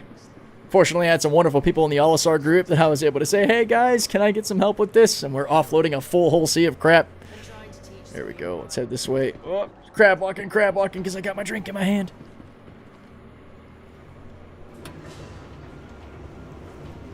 Quant mining for that real money, if that's your goal. There you go, yeah. Grand Barter has some Optimax modules, but I want Saber more, so we'll wait. Yep. Yeah, we actually lost the whole seed to that. It did what it did to me with the 890 and some other ships too. It just decides to impound it even though you're not technically in a restricted zone. And with the whole sea, a lot of you guys will know that that is basically a game ender because now your ship will spawn extended in your hangar and likely just purples out and explodes. Big bummer. All right, we got the Bormax, which is pretty good. Focus 3s you can buy here. Levski is definitely the best mining supply store. I really can't wait for the damn ASOP terminal to stop freezing mid-scroll. That is so annoying. All right, Lifeline, Northfield, Riger. Saber, that's what we want. I'll just buy 6. Stalwart. Nah, I don't need that. We have all the others we want. You can only get up to a Torrent 2 here, which sucks. The Torrent 3s are at Cruel 1. I was able to carry those over, but we're just here for the Saber gadgets to reduce resistance by 50%. Especially if you're in a Golem, that is a game changer. And now, thankfully, the gadgets actually place on asteroids properly. They have the ghost placement and everything. It's a massive quality of life improvement for asteroid miners. Because before, man, messing with the gadgets in space was just a freaking nightmare. If you didn't know that, I'll be able to demonstrate it today. We're doing good. We still have about another hour as well hanging out the stream. We're going to make sure we grab all of those that we can. I'm going to drop off some crap we don't need. I also can stash my SRT inside the Golem's weapon bay, which is awesome. And there is onboard Golem storage too, which can be a little finicky, but there's a way to make it work if it acts up. That way we can make sure we bring everything. I'm going to go ahead and equip a Torrent 3, but I'm also going to bring a Focus 3 with us. Let me go ahead and change the loadout while we have it downstairs.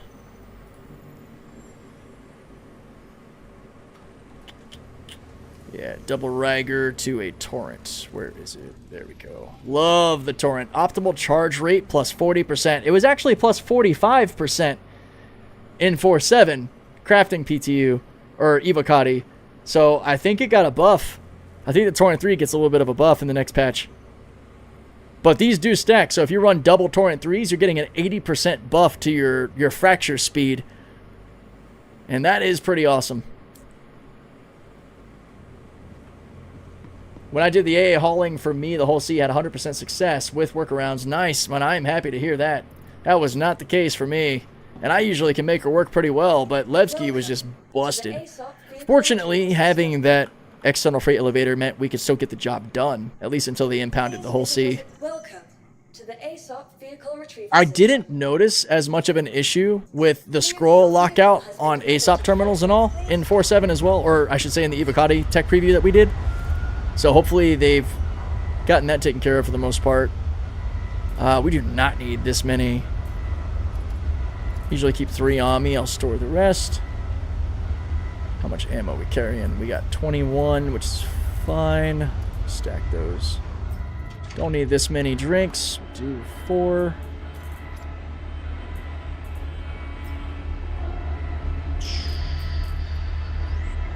Five.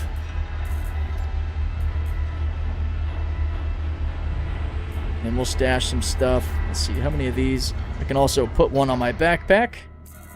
Stash these in here.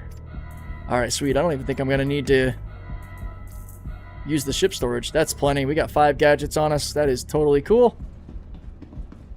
Now we just got to do our mile run all the way out to the Golem. Seeing all the contracted cargo strewn about a loading bay like a veritable minefield, you know someone crashed out with their whole sea. Yeah, that happens all too often. Especially with this event, man. Pretty much anywhere you're flying around stations, you're going to see collections of like Molina mold samples and random medical supplies everywhere.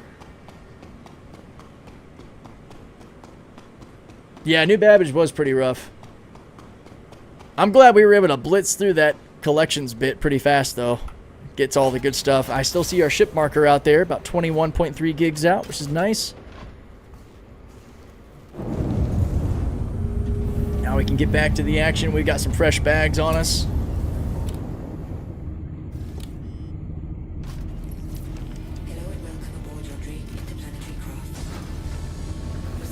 All right, gear up, ready to go.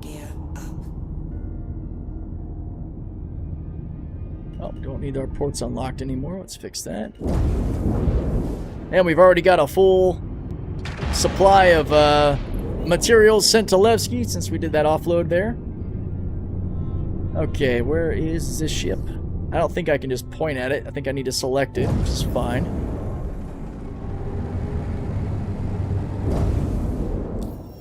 You just scroll out. You'll see a little like kind of airplane sort of symbol up here. That is your ship. Here we go. Right back to the mothership. Love it. It's been a lot more stable, this sort of like quantuming back to your mothership in this build versus 4.4 and 4.5. I had a lot of people, unfortunately, in the comments of the mothership videos that were like, my ship disappeared, or they're losing it, and that's happened to me too. So I feel you. In 4.6, it's been fairly stable. I don't know if you guys can echo your sentiment on how it's treated you. Have you managed to keep an eye on your mothership? Has it been taken away from you, depending on what the circumstance is? At least with this Colossus quantum drive, we'll cook over here pretty fit. That looks awesome, dude. Oh, wait a minute. The skull in the middle. Ah, it's so cool.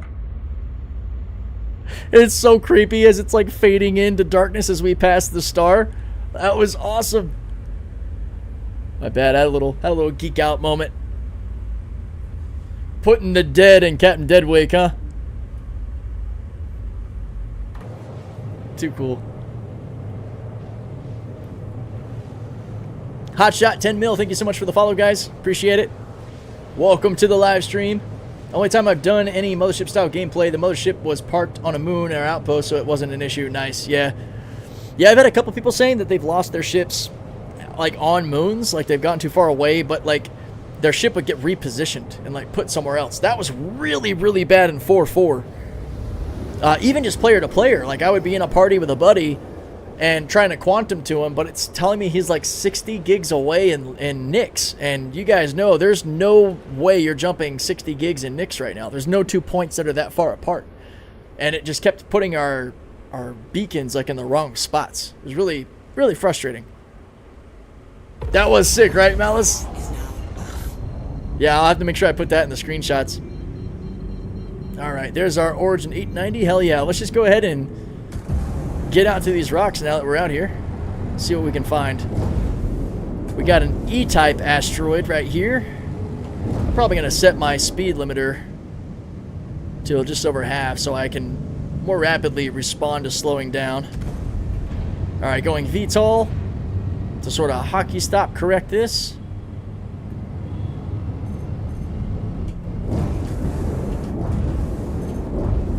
Alright, let's see what we got.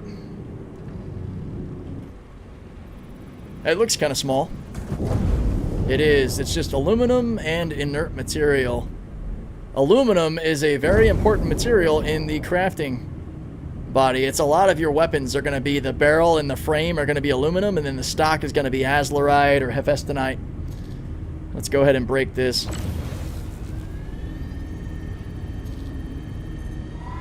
So you'll see how much faster the charge window moves now with this Torrent 3, and this is just with one Torrent 3. Oh wait, no, I am getting a 45% rate bonus, so maybe that's also... Yikes. It might also just be the golem giving me that bonus. I'm going to back up a bit because we were charging way too much there. There we go. Yeah, it's only 2k mass, actually. That makes sense.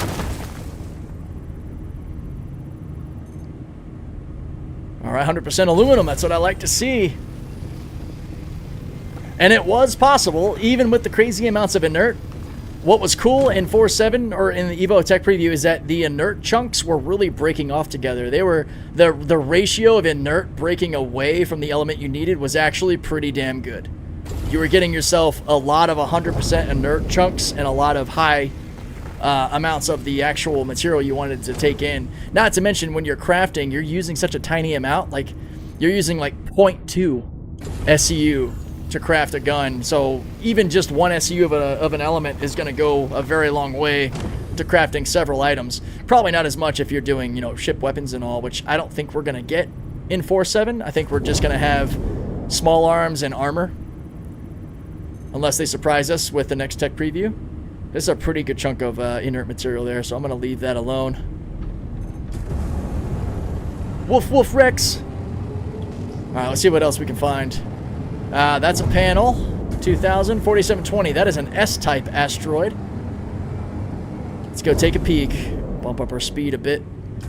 I wish there was a way to allow the speed limiter thing to work while we're in scan mode. That's frustrating. I'm gonna miss the asteroid types and the signatures that we've gotten used to. I am. But we'll be okay. There we go, S-type coming in. You guys get to see my method of hockey stopping in action here. This is just how I fly around, finding the rocks I need to break.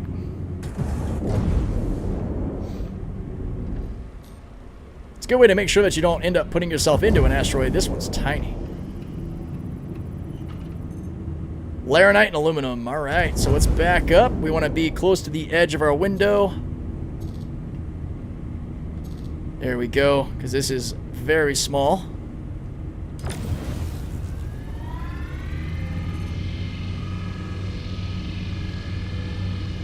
There we are.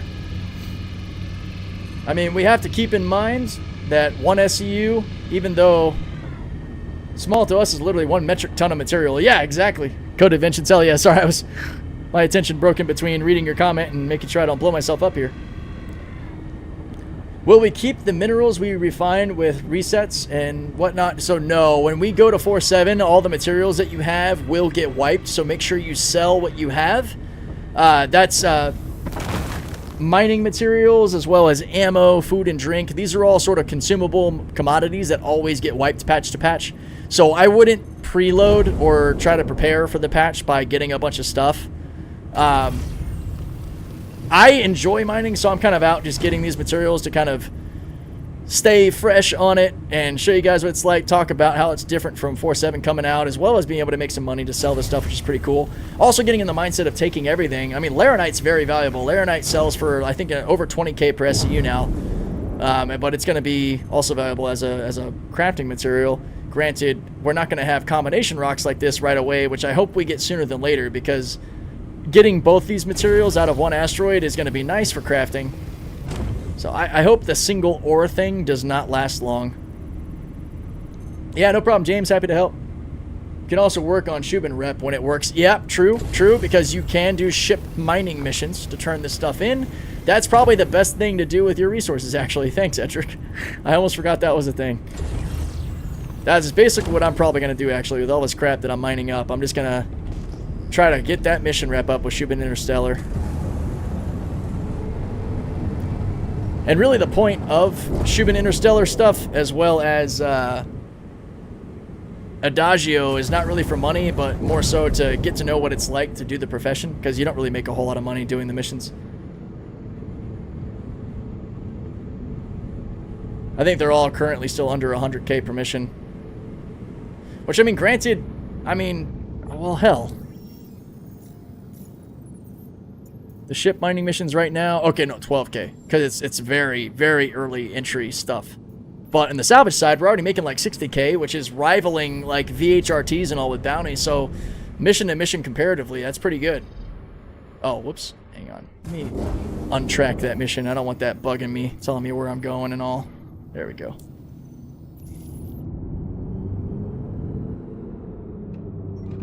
I'm looking forward to rep rewards. Coblex cat skin win. Yeah, dude, same. I really hope that there's like increasingly badass skins for repping up with companies. I think in the meantime, we'll probably be getting like blueprints. I think you mentioned that before as well.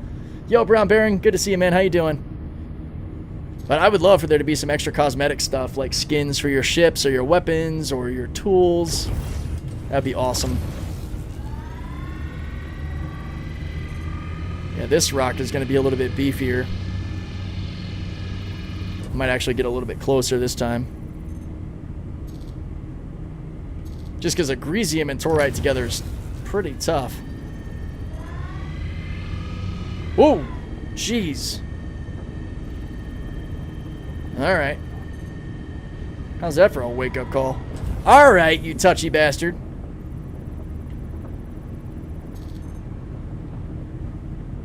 Man. That instability also feels a lot better in the Evotech preview. It's reactive to your power output, but it's not as like lag spiky, which I thought was actually kind of nice. It's still, you had to have some skill in balancing your laser power, but it wasn't doing what it's about to do, where it's gonna just like shoot up. Come on. Like, this kind of instability just feels like lag, and it's frustrating.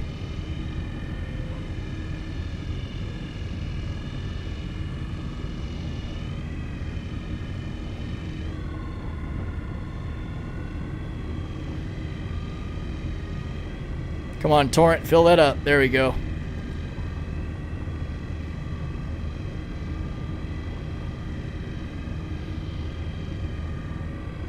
Come on.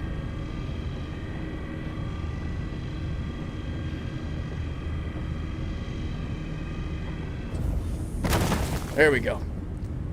Oh, all right. Okay, so this is new for me. Is there a workaround for not being able to set a quantum route? So, is it doing the thing where it disappears when it's trying to set? Because if it's doing that, Edric's point is a good one too. If you can just quantum to a certain spot to kind of wake it up, it'll work. If nothing's working, I've had luck with Alt F4ing and jumping back in game for that fixing it, but sometimes you just kind of have to wait it out. Even direct QT doesn't work. Yeah, if it's really being that much of a pain, I would try Alt F4ing and re-enjoying back to the same game. If you know somebody who's in the game server shard with you, join on them to make sure you get back to the same one. That will correct your issue. It is frustrating. I didn't really notice issues like that in the tech preview too, so hopefully that means it's not a problem. That green window though, yeah, we were riding a line there, man. That's actually not even that crazy of a window to me. I've put myself in some much worse places. All right, this should about fill us up here. All right, cool. Time to go offload. We just gotta find our mothership. There it is.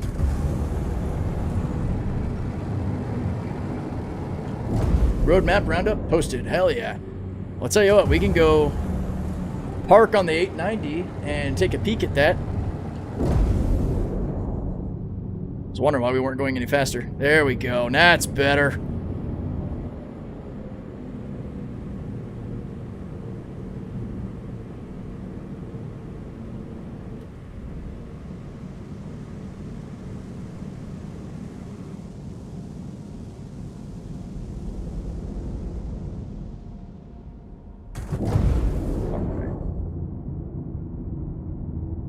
Right up here.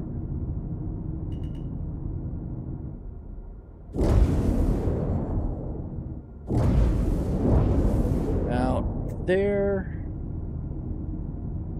Good, and then we're gonna rotate just like that. Alt-K to be able to unlock ports. Alright. And we are going to hang out here and take a peek. Yeah, QT issues can be tricky to solve without seeing the screen. Alright. Let's find this roadmap. My buddy Kai probably sent it. Yep, there it is.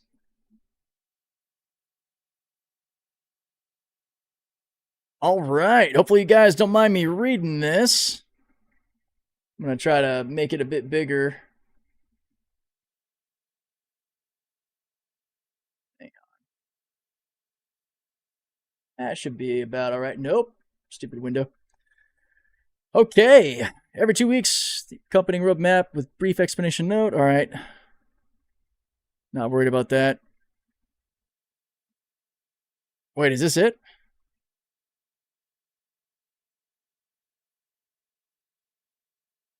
Just a reminder, the 1.0 column showcases features and content planned for inclusion in or before 1.0. Okay. 4.7, implementing the first iteration of crafting, introducing earnable blueprints, material quality, and the ability to improve existing item stats through the crafting process. That part I didn't get to test. Improving existing item stats. Huh. The initial release focuses primarily on crafting weapons and armor. Yep. Okay. Reworking the visuals and improving the overall user experience. Personnel inventory 315, or introduced in 315. This update includes new functionality. This card has been set to tentative. So we gotta, click on Spectrum? To get to the actual roundup? Because, there we go. That, well, nope, that's still...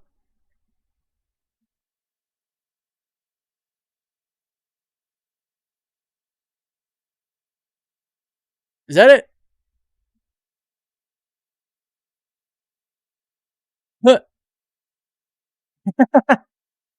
Yeah.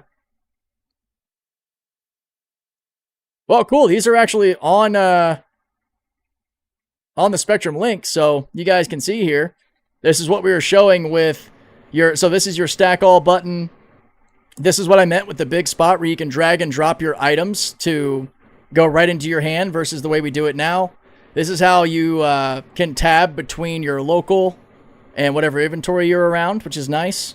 This is how you separate your actual weapon. So this is what's on your hip. This is your primary slot 1 and primary slot 2 on your backpack. And then your attachments, which is really nice, and how you can separate that. And then you can also, on this side, if you click both on your personal inventory on both sides, you can make this side your backpack or your core armor, while this side is set to all right now, or your backpack. So if you want to drag and drop things over to your legs or your core or whatever. And this is just showing, the visibility of how it is actually on your person. It's honestly pretty simple. And then right here is your search tab. You click on this, and then it opens up a search bar here that you can type in, look for exactly what you're looking at. And then if you're on your ship or a grid or whatever, up here at the top, it's going to actually show you your ship's grid or what other grid you might be next to. That way you can freely move things around, even picking things up off the floor and all, which is pretty cool. So yeah, nothing too crazy there. This is your ready-made crafting machine. It was a real bitch to use when I initially picked it up, but I'm happy to help people walk through it. You interface with this just like a regular ASOP terminal. You click on this button here that pops up to open and close this to put stuff in or take stuff out. So, yeah. That's about all on this roundup. Not a whole lot to see. Oh, wait, hang on. Roadmap update. Wait a minute.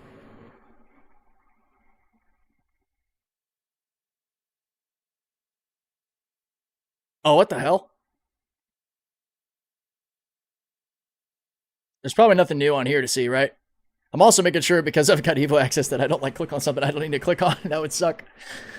Yo, suck LV, Buzz Gothic, Jack's back. Thank you guys for the follow, guys. This is, that is where the cards are. Okay. To see, what's coming. New hairstyles. Tentative Q1. Light combat armor. Heavy combat armor. They added the crafting inventory cards to that. Okay, I gotcha. Ships and vehicles work in progress. Missions and events. Yeah, we're supposed to get some new missions as well. There's actually supposed to be, I think, like a new boarding mission, kind of like the boarding the 890 mission, where you hop on. Shout out to Kicker Gaming or Kicker Games, reporting on Star Citizen, where he mentioned this. It's a revitalization of that. Basically, you get on board, you try to turn the ship back on and fight off some enemies, so you can give the ship a chance to quantum away. So that should be coming in 4.7. Yeah, the inventory rework stuff. Okay. QV breaker stations. Yeah, I guess we'll see if those actually come. I guess there's really not a whole lot to chat about. Sorry for the little tease there, guys. Guess we'll get back to our regularly scheduled programming.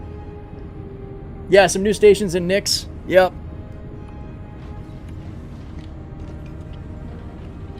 I am really excited for getting into the crafting and finally getting that new inventory system. You guys are going to like that. It feels a lot better than what we have right now. All right. Now, it was funny figuring out... Oh, I also realized what the hell this is. That's the turret slot, which, yeah, you can actually see the turret poking out of it right now. I thought this was another elevator, and for some reason, it's actually partially showing the turret in it, which is funny. But, yeah, no, that's a turret door. Okay, so do I just click?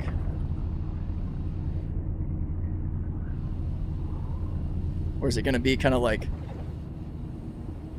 hovering here? Or is it still in the same spot, which is kind of up here? The little F key was kind of right here in front of me last time.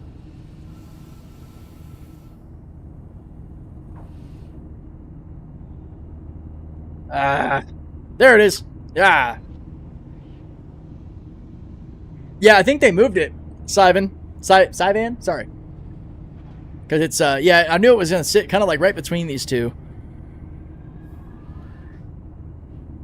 I think it's coming out. I hear it. There it is. I'm going to just leave this open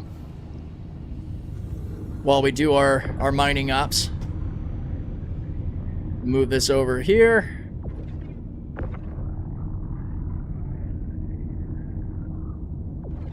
Pull these ones off.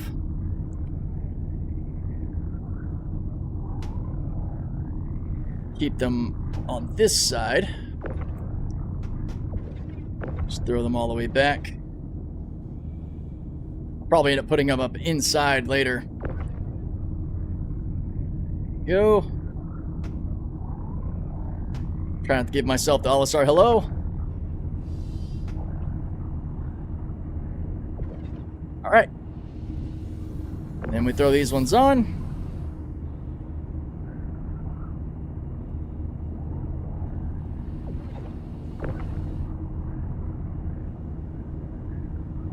Oh, wait a minute. Gotta roll it. There we go.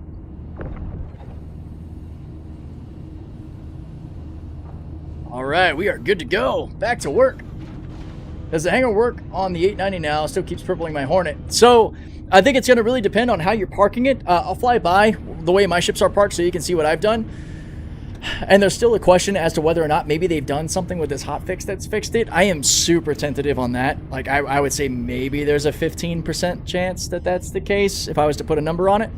I think maybe I'm just getting lucky, honestly, because I put the Salvation in a position that I really thought it was going to get purpled. So over here, I was told by a buddy of mine to park your ship sideways, and that's been working really well. It's hard to believe, guys, that actually the golem I'm in fits right between these two, looking at it like this. But I even moved the Salvation nose out like that, and it didn't purple when I put it down into the ship. So we'll see what happens. I'm also seeing if long-term, if that damn hangar door closes. I had it close on me randomly at one point. The ships were still there on top of it, like they were gridded, but the actual hangar door had come shut, which is really frustrating.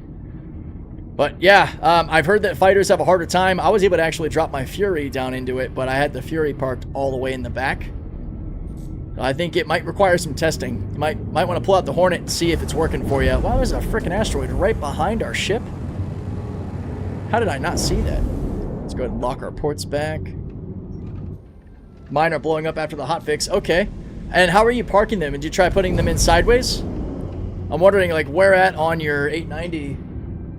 Because maybe we can try a few ships. Like, in the next 10 minutes or so, we can head back to Lev and we can start testing out different ships.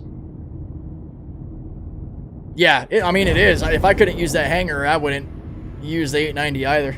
There'd be no point. Alright, we got a Greasium and Torite here. Let's go ahead and bust it up. Whoa. Okay, got a little overeager there. Jesus.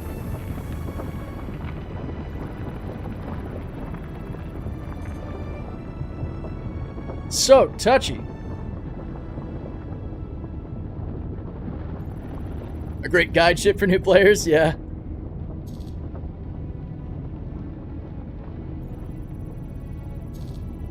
I didn't think this rocket 4K would be that temperamental. Let it cool off.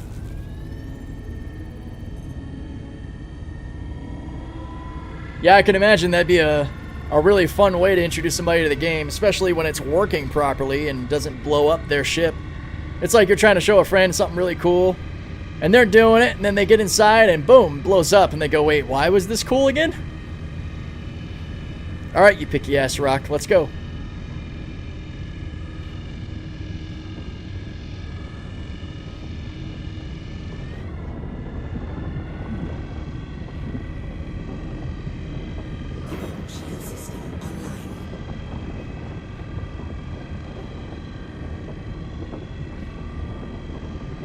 God, a Greasium and Torite are annoying.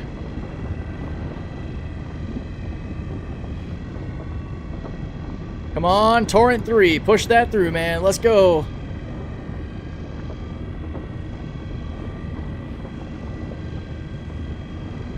Beautiful. All right. Kick our speed back up. Let's see if we can pull this all apart. 100% of Greasium. Hell yeah, that's what I like to see.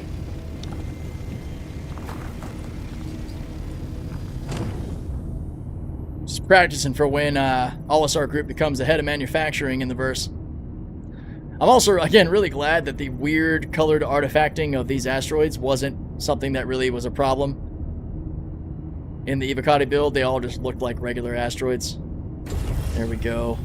No inert material. Love it. What's we got here? It's a lot of inert. Jeez. This rock did not break very well. There we go. Pure Greasium and Torite. Let's go. That'll be the last one we pull here. We'll go see if we can find something else. It's all been like M-types, Torite, and a Greasium for now. See if we can find anything else. 2K. 14,550. Holy shit. That's a cluster. The hell is that?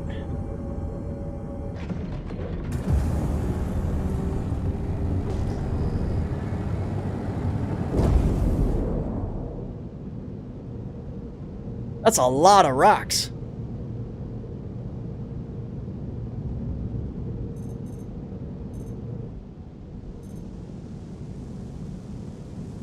No way it's just 3 M-type asteroids. Oh. It's because my brain was still on the original 1 instead of 4. Like 7 or 1850 instead of 4850. Jeez. Why'd they have to change that signature, man? I have to get used to how they add up again. No, this is Zero Sugar Baja Blast, not a sponsor. Alright. Lindinium and Torite. This can be a pain in the ass to crack, as you can tell from that optimal window. Super tiny.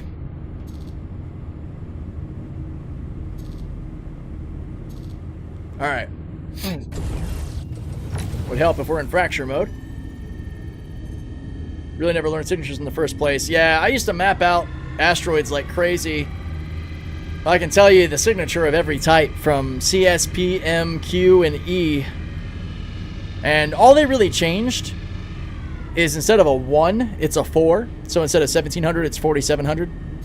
So it's not too crazy different, but it does change how things add together. So 15,000 signature is not crazy when it's a 4-digit, but it would be insane if it was a 1 integer. You know what I mean? All right. This is going to be touchy as hell.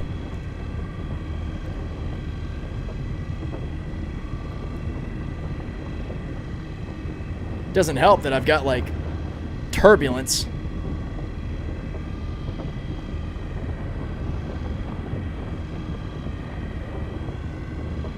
Come on.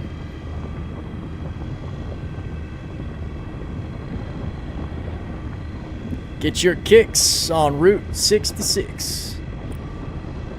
We're just going to hold right here at 66, man. That's our magic number. Take me home, baby. All the way.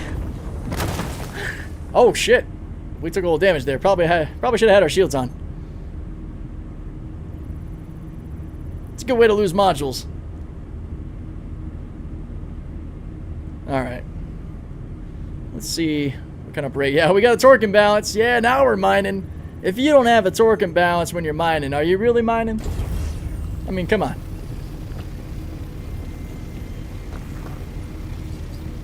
That's a nice chunk. Straight up lindinium and torite, hell yeah. We're already almost full on the Moloch, or on the golem again, man. Doesn't take long with these rocks. Takes a bit longer in 4.7. Takes a bit longer. If they keep the same ratios, you're gonna be mining a lot longer. So I hope that they beef up the rocks a bit for release. Really excited to do more testing. There we go. That's what I want to see. This should pretty much put us full. We'll top off with one of these other ones. Whichever one has the... That's, honestly, that's the ratio that the initial rocks looked like. 12% torite, 88% inert. But in, like, you know, 3 to 5,000 mass.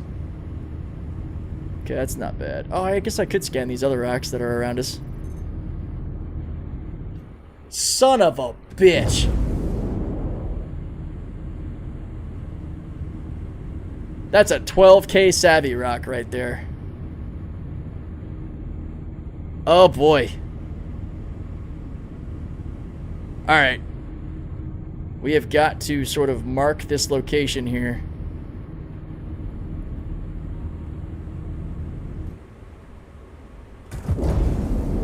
Wow. I have never seen an asteroid of Cerulean that's actually at 12K mass. They've always been like stupid, pathetic, like tiny. Alright. About 18K in this direction. Do I have a heading? Damn it. So headings are actually working in 4.7. Like my heading would be right here, the 90 degrees, but it's not working here. I don't actually have a heading. That's actually a really big detail I forgot to even bring up. I actually had working headings. Well, at least in Stanton and Pyro. Maybe they are working in Stanton and Pyro, just not Nyx. But you could use that bearing to that heading to know where you were going or what direction to head in. So the way that I'll do it, yeah, you could cheese it that way, Seymour. Use your body as a marker. I really don't like doing that myself. No shade to anybody who does. Do what you got to do. This is my method, though. I know it's about 18 kilometers away, and I know this is the direction we're heading. I'm going to put us kind of close to the ship. Start to decelerate. And I just don't change the direction I'm pointing. And then I'm just going to flip around so the ship is pointing the exact direction it needs to get back to that rock. So this is perfect. We're going to slow down here. And I'm going to go completely opposite. So I know that's the direction I got to go. I'm going to keep that locked in right there. Now I'm going to put this on it. I'm just going to make sure I don't change my attitude on the ship. I know I got to go that way. We're going to lock. We're going to unlock ports. We're going to offload and get some new bags. And then we're going to go crack that Cerulean rock. Or we're going to try to, at least. I like using pulses for markers at things. Hell yeah. Rotation lock. I mean, you could do rotation lock if you need to. That is totally fine if you don't trust yourself to hold position. random thing poking out there. Alright. Let's grab a couple of these. Okay. Anyways. Oh yeah, this is like the Caterpillar. You actually gotta get onto the damn elevator to grab these. I almost forgot about that. Alright, we'll let that sit about right there. I don't even know if we're gonna be able to break that Sav rock, because that's 12k mass. Which skin did you see? Now you need a bigger miner. Rock was saying impossible. Not sure if the gadgets will help. Yeah, it's very likely that I won't be able to break it, but we'll find out.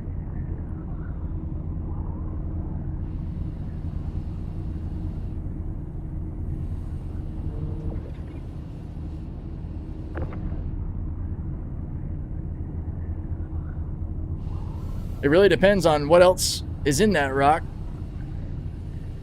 You can make the golem do some pretty crazy things with the right build.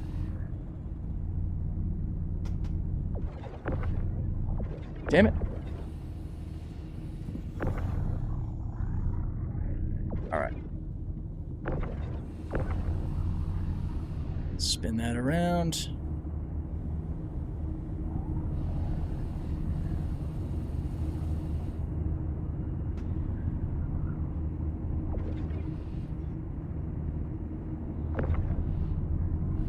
Random like thing floating off the side of my ship over there. It's weird.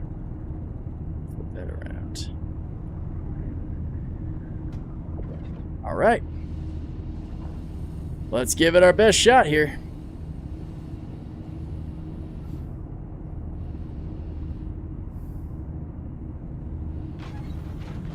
Oh wait, that's not a moth. Nope, it sure is not. The golem and the 890. Yo, Captain Jennings, yeah, we're with the 890 jump as our mothership, with the Golem Ox, the Salvation. We got the Meridian industrial paint on it. Looks pretty sick. Okay. Locking ship ports. Gonna head straight forward. About 18k out, we will have our asteroid. Should also see the scan dead ahead. Yeah, that 9700, that's gonna be it. Because we've eaten into some of it already, so that's cool. Paying real money for an in-game skin is not something I've ever done. Yeah, I mean, there are only, depending on the skins they can be anywhere from like $5 to $15, so it really just depends on how badly you want it. You can always melt it too for other stuff. I like having something that makes the ship feel like it's more mine and not just a rental or like everybody else's. That is just purely torite, so this must be the Sav. Yep, there it is. The Sav, like no optimal window on this thing. 12k mass, Sav and torite, 30%, 32% Sav. Wild, dude. I don't think we're gonna be able to break this. You're in extraction mode. Calm down. I'm not about to break it yet.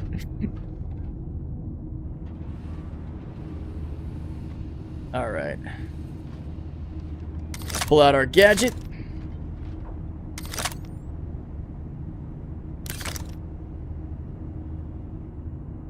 Excuse me?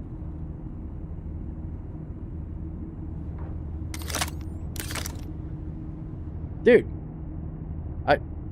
Oh, wait a minute. What happened to the gadget that I had on my dude? Well, that sucks. I lost one randomly. There we go. Alright. So now, right-click, hit place, and then... now it should actually start to show where you can put it on the rock. That is, if it's going to work properly. Oh, I wasn't worried about the optimal window, unless somebody else was asking about that.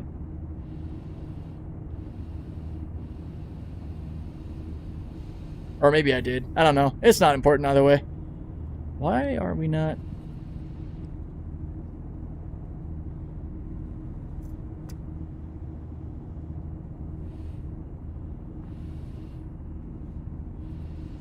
See, I was just talking about how they fixed this shit. There we go.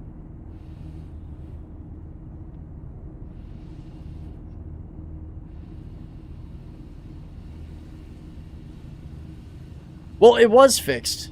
It was working. I might just have a bad module or something. Or this asteroid's dumb. It might be Nick's asteroids. I don't remember the rock that I did it on, but I had gotten it to work. It still will if I find a sweet spot. I just, kind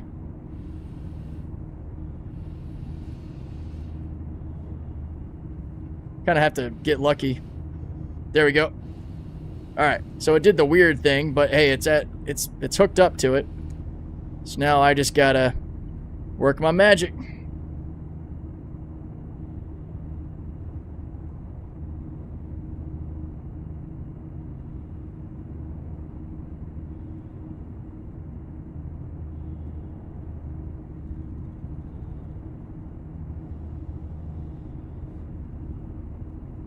Come on.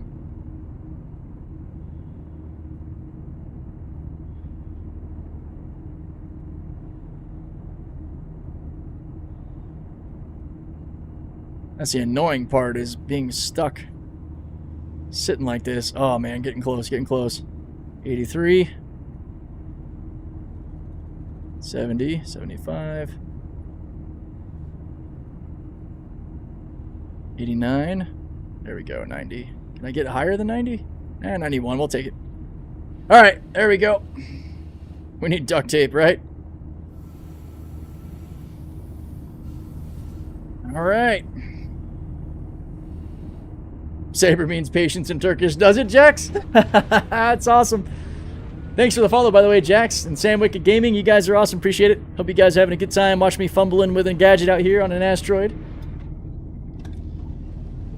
I say try sorting on your back, then pulling it out again. Possibly. Alright. Yeah, fracture mode didn't really do anything about that optimal window. Oh, and by that, I was talking about this side. And how tiny it is. Not the right. This side. That was the disconnect there. Like the optimal, like the range window versus that. Hot damn. I wouldn't want to be back this far anyway.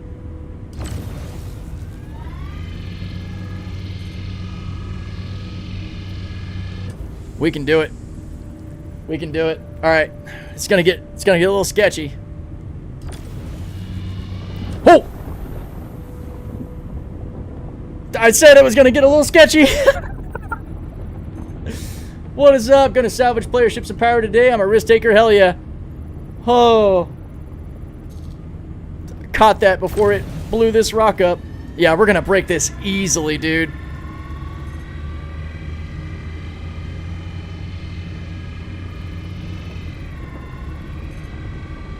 Come on, baby.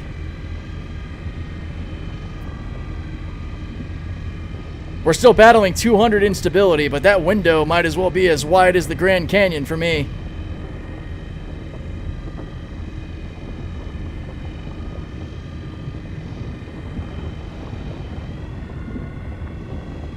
And the torrent's doing its job. Look how fast it's charging.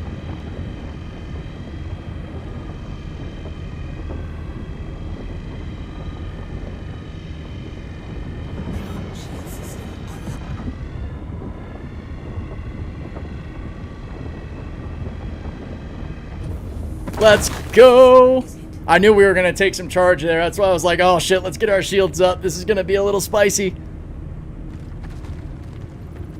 Damn. Mortar fracture? Please don't be. Oh, it's only 2%. Sav. Yeah, I really don't care to break that one right now.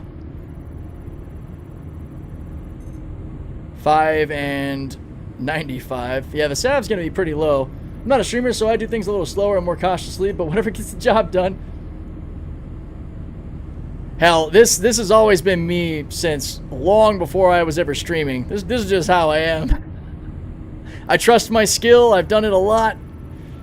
I know the limits of what I can handle. And sometimes I push those limits and things go boom. That's a nice chunk. Holy shit, that's almost 10 SEU extractable. Yummy. Come here. Oh my god, that is awesome. I mean, Ceruleum's going for, what, 90 plus thousand AOEC now? Not to mention probably make some killer equipment. I'm gonna probably need to break that one. And then I'm probably just gonna bring in all of this, and then we'll head back to the 890. Oh yeah, that's another juicy chunk. Let's go. Yo, what's going on, Vaughn? Thank you for that follow, man. Appreciate it. Okay. I'll take this one because we got the room for it. It's not like we're gonna run out, and then I'm gonna bust that 2.6K rock. We'll take that in. I don't really care about that 2%er. That's not all that great. Let's go ahead and back up all the way to that magical 43 meters. A little bit further. Because I want full control authority. There we go. We're going to make sure we're locked in.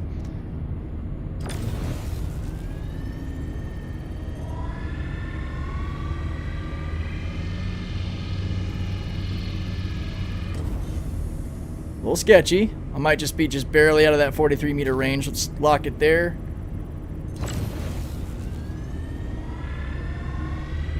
There it is. Now we're coming in.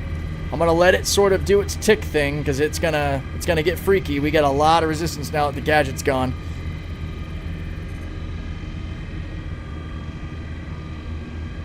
Come on. You know you want to break. I just need a little room to breathe. I'm one step closer to the edge. These are the things I think about. It's also really great music to listen to while mining. I actually had one of Linkin Park's songs like main beats drop as I was fracturing an asteroid, and I felt like that was like a peak experience in life. It didn't get any better than that.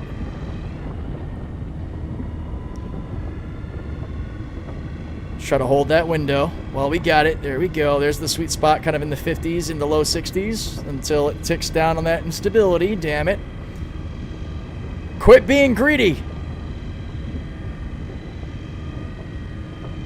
How much power do you want me to inject into this laser before you spike? I know it's coming. What are you doing? There it is. Now we're coming back. Oh, there's the spike. You piece of shit.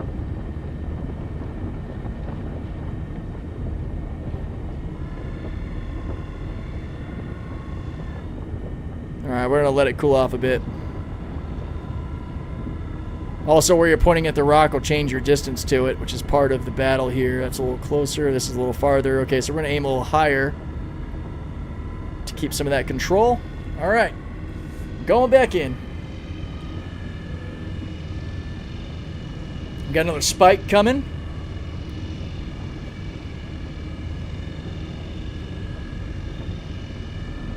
I ain't afraid of you. Come on.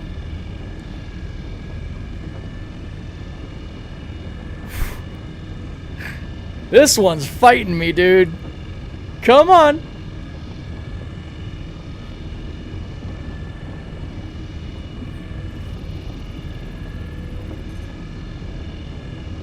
Slight nose down. Oh, there we go, there we go. Went from 43 meters to 42. That's where it gets a little tricky. Holding. It wants to spike. I feel it. Please don't. Just sit right there. Come on. Just sit right there. Nope, nope, nope. Drop down a little bit. Oh. I think we got it. Woo. Man. All right. Jeez, jeez, jeez. We got it. See, I am going to be missing that challenge because it doesn't quite get like that. Made you work for that one. Yeah, it did. What's up, Tabor? How you doing? Yo, thank you for that follow, Judah. Appreciate you. We're probably just going to go ahead and pull in all the sav we can, though we're actually kind of high up. We're at 24, so let's get a little picky here. 41% sav. You feeling savvy, baby. 60%. Gimme, gimme. It's only about 3 SEU as well. So we got 10. We got 42. 25. So we're going to take this one for sure. We get a little bit more of one of the others. We're rocking over 15 SEU of Ceruleum off of this run. That is wicked. Should about do it. Alright, we'll just top up on this one here. And that's all she wrote. Back to the ship!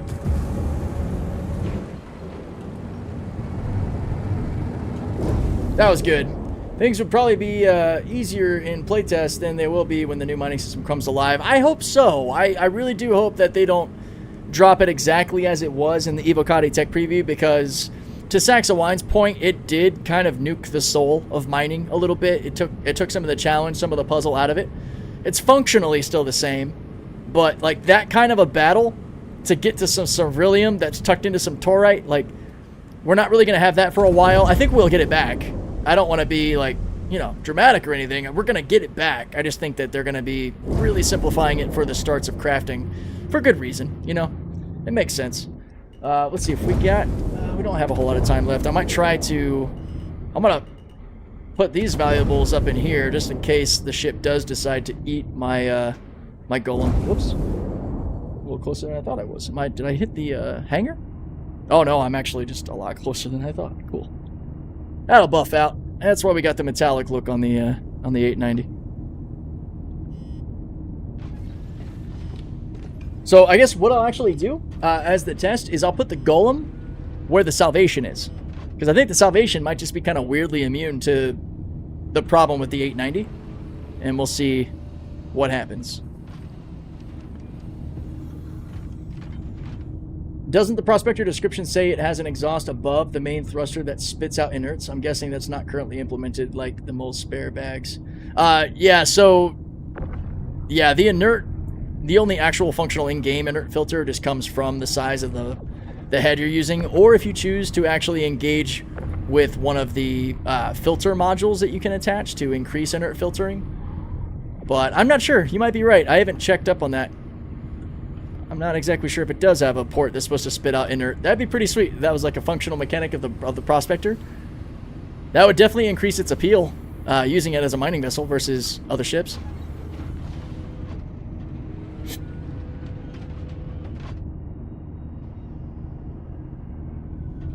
All right, let's see if... oh, Malefic Gamer too. Thank you for the follow. I just saw that. Appreciate you.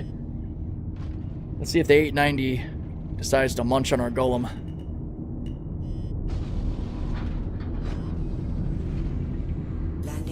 This is a fun ship to use, though. Oh. Oh, the hangar door did the thing, guys. Oh, that's a problem. Well, that's fine. We will work around that. At least that's something you can work around. The hangar door closed. That can't happen. So it might be smart, especially since it's probably going to happen, to park your ships that are up, like just kind of get them off the deck, just in case it does close so there's no issue. Kind of annoying when ships have lore, but it's not implemented. Yeah, that's fair. I think that stuff will come in time. I'd give them a little grace on that kind of stuff. But I agree. You know, it is frustrating. You wish it would do what you're supposed to. Now it's dancing because it's not on the deck anymore. Yeah, let's get this little crackhead off of the 890 real quick. So apparently the elevator door has gravity, even though the hangar's not actually here. Okay. Enjoy the ride. We're just gonna move these out of the way. Alright, set our parking brake, hop out. If that beast has a functional engineering terminal, you could lock the hangar door open. Oh, it does, actually. It does have a functional engineering terminal. We will test that. That is a really good idea, because this hangar door sucks with how it'll randomly close. Good suggestion, my dude. Good suggestion. we will check that out after we get these ships off of here and do this test. That is a smart idea. Right. I have to go inside anyway to get access to it, so works for me. I'm sure it'll come in time, kind of like you said. I'm sure they'll change mining in time, be better than what SC Hauler was saying. It'll be just go to rock, mine rock, get ore. Well, and it's not really any different functionally than it is now. It's just one ore instead of multiple ores, and the rock is labeled the ore that it is. So when you go up to an asteroid or a rock on a moon or anything, it's just going to say aluminum or iron, which is why that's where it does feel very classical MMO. But you still have to worry about resistance, instability, size, the setup you have. You still have to break the rock the same way.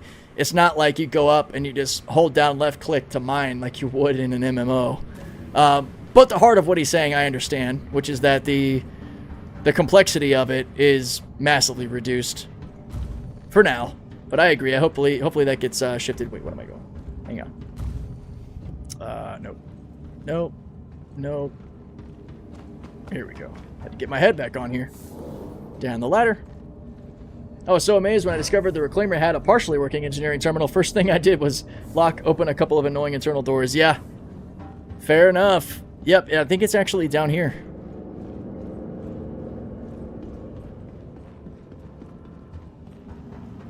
Or, no. Not here. Shit. Where was it? Oh, no, it is here. Yep. All right. So, hangar door.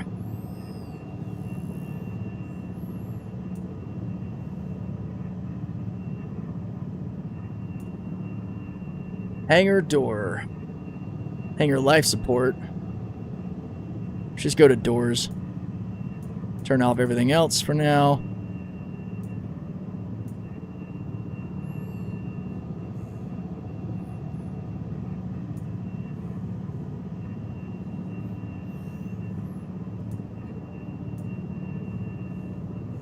Damn, is it not working?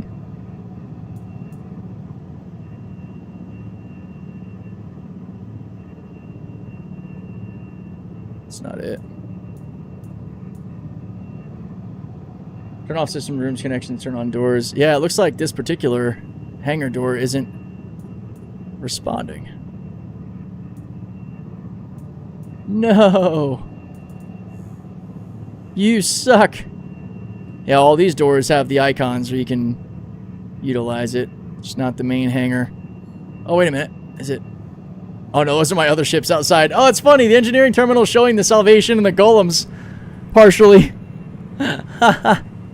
That's funny.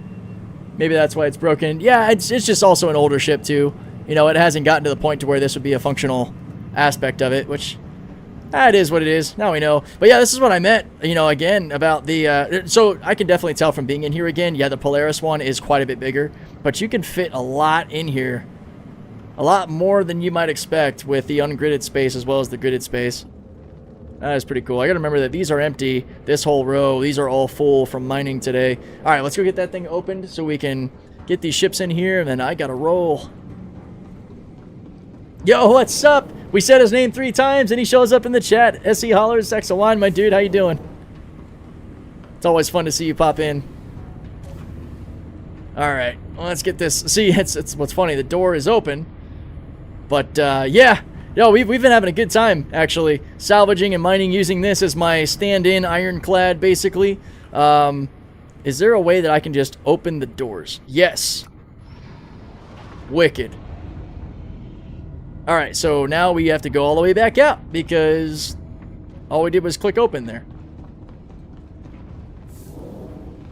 Definitely getting to know how the 890 functions. She's definitely one of those older temperamental vessels, kind of like the Reclaimer.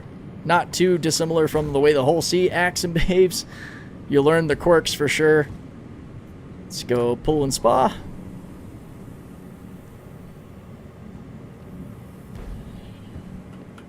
I get so discombobulated when that damn elevator goes up. Why not use a Polaris to the 890? I don't have one. It's really just that simple. The 890 is just, you know, easily purchasable in game. Versus like doing the Wicklow grind or something for the Polaris. The Polaris is definitely an incredible vessel to do this with. That's why I liked making that video. The like sort of like what if I had a Polaris like or a what if Ironclad video. This is just kind of filling in the gap there until the Ironclad does come in not next patch, but the patch just after. We're so close, man. We're so close. I've been stashing a lot of the salvage stuff onto my Ox that's been sitting on the top deck. We've been getting this thing to work pretty well. We are going to do a sacrificial test with the golem, the mining golem. We already pulled the ceruleum and all off. Hopefully this thing doesn't eat it. It shouldn't. The trick seems to be to park sideways, so we're going to pop the Ox safely all the way aft on the hangar. We're going to put the Salvation wherever. The Salvation seems to be invincible when it comes to this hangar door. And then we'll stash the mining golem to the front. Doing the same in a Polaris, farming QV hangars for size 2s? Hell yeah, man. Yeah, it's fun, man, using these sort of mothership combos. I love it. Alright, let me get this thing situated here. Whoop, a little touchy. I hate flying this thing from third person. I wish we had some better cameras to see where our ships are. No, a little bit too far back. Sideways, inward. There we go, that's good. Kill the engines. Alright, so this one should be fine. Parked sideways like this, at the back of the hangar, we should have no problems. Should. I feel like I've been teased today by this working so well. I'm going to try to put the Salvation and the Golem sort of sloppily up front to see what happens. My prediction is that little Salvation, for whatever reason, won't purple, but this will. We shall see. I also wish the lighting on the hangar for the 890 wasn't all jacked up.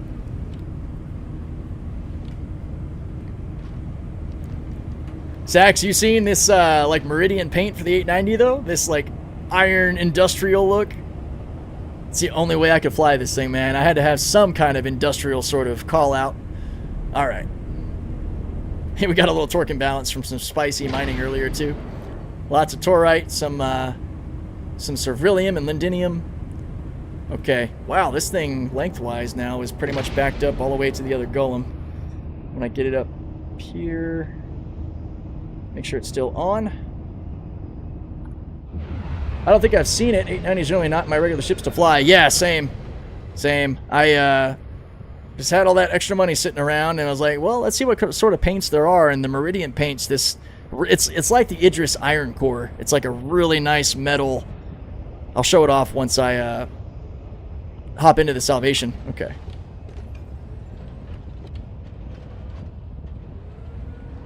Wish you could adjust lamp brightness. That wouldn't be bad, yeah. What would you say is the best size 5 weapon for PvE missions on the Phoenix? Best size 5 weapon for PvE? Honestly, I would probably still be running like the 85Bs. The 85s are fantastic. You have a lot of ammo too, man. It's going to take you a while to run out. I actually run 85B. If I'm focusing purely PvE, I'll go 85Bs on the bottom and Deadbolt 5s on the top. If you don't want to worry about reloading, you could run Attrition 5s. Attrition 5s are still a crazy powerhouse. They have about the same speed roughly as a Deadbolt, a little bit faster, massive DPS. I used to main Attrition 5s for quite a while. But yeah, here I'll show off the Meridian paint a bit. It's a nice metallic sheen versus the really flashy white or the blues. It gives it a little bit of a wannabe industrial look until you get inside and you see how bougie it is. Alright, let's see if we can actually fit this anywhere now that we have these ships parked the way we do. Okay, I think I might be able to squish this right in here.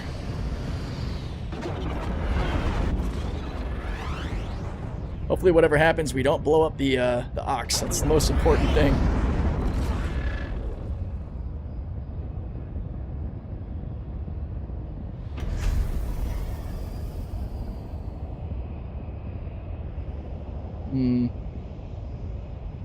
Little hoppity hop. Come on.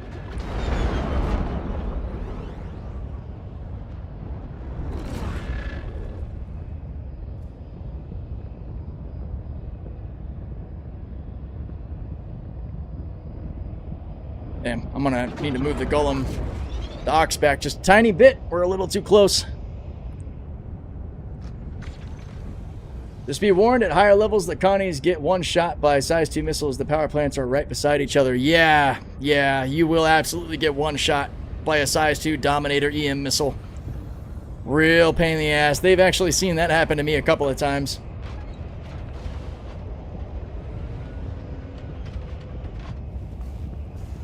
One thing I did, since it was tedious running through so many doors, was lock the ones between the hangar. Yeah, yep. We were actually just talking about that. We were hoping we could actually lock the main hangar door on this thing, but fortunately we can't. Alright, let's back this up a bit.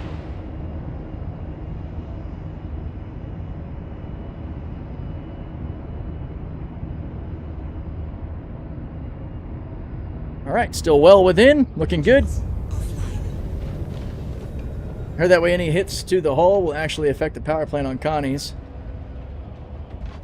Yeah, aside from cheesy missile hits, I actually haven't had any issues in my Connie. Oh, I hope I didn't put myself in a spot where I can't get back into the Salvation. That would suck.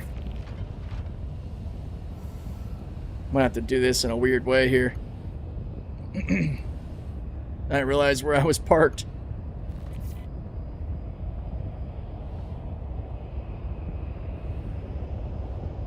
Okay, cool. I think we got it.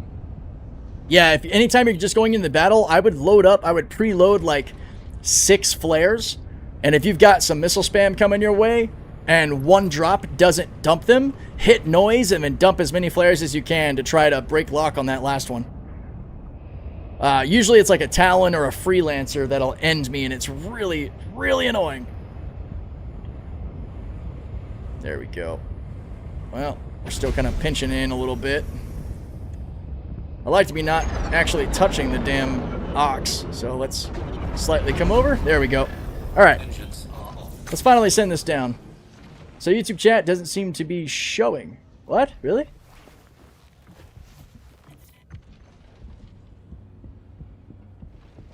Oh, what the hell? Oh, no, it's showing. I see it. Your chat popped up. Huh. I wonder if YouTube's doing some weird stuff. Okay, here's the test. It's showing up on stream. Am I missing any other YouTube chats? Yo, Sick Echoes. This is the 890 jump. Yeah, I see that coming through too. Oh, there it is. The golem got eaten. I had a feeling. That's why we made sure it was empty. Yep. Okay, it is not fixed. It's just that the Salvation, for some reason, seems to be immune to that. Parking the golem sideways this whole time has been fine, but yeah, that was a good science test. That definitely ate my ship. That's no good. I'll head up back to the bridge as we close out the stream so I can go walk the puppers and raid out to another content creator. If anything did weird happen to YouTube, guys, I do apologize. It seems like it's been pretty fine over here. I'm seeing follows in some of the chats like Malice and Sick Echo. But if I missed out on any, if they weren't showing up, sorry to hear that.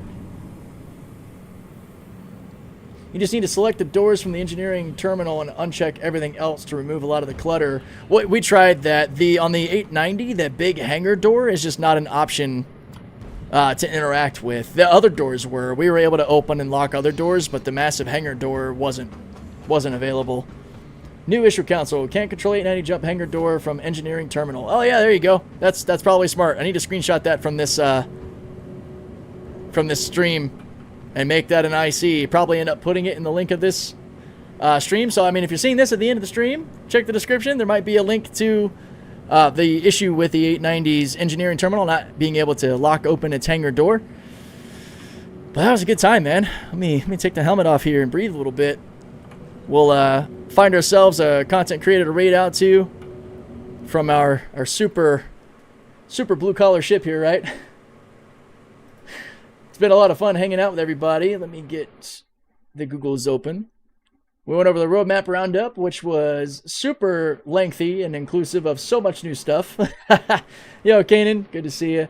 Yeah, thank you everybody who was on the stream. YouTube side's pretty much over, so saying goodbyes to everybody. We're going to raid out on the Twitch side. Let's see who is streaming. Nebel's live again. They are not English speaking. I want to try to stick to somebody who is. We got Brain Rot Gaming is on. Let's see who else we got here. Let me click into Burks. No, that's those are past videos. Never mind. Let's see, who is this? Skull, Fat Old Lion, thanks guys so much for hanging out. You too, Sex Wine, thank you so much for popping in the stream. All right, let's see. Is this an ad? Ah, Dutch. Ha ha ha. Trying to make sure I don't drop people into somebody totally random that doesn't speak English. What we got here? French. Max CK. Spanish. Twitch is showing me everybody who's speaking a different language, which is kind of cool, but super inconvenient right now. French. What the heck? Is there a way that I can filter it? English is a tag. All right, so I can type in like Star Citizen English.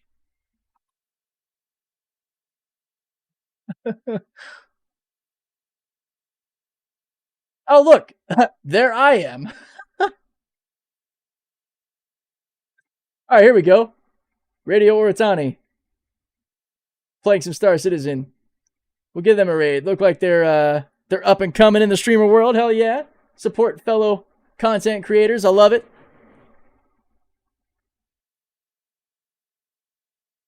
Okay. Took 10 years, guys. But here we are. We're going to raid out to this person. I love when websites stop me from typing.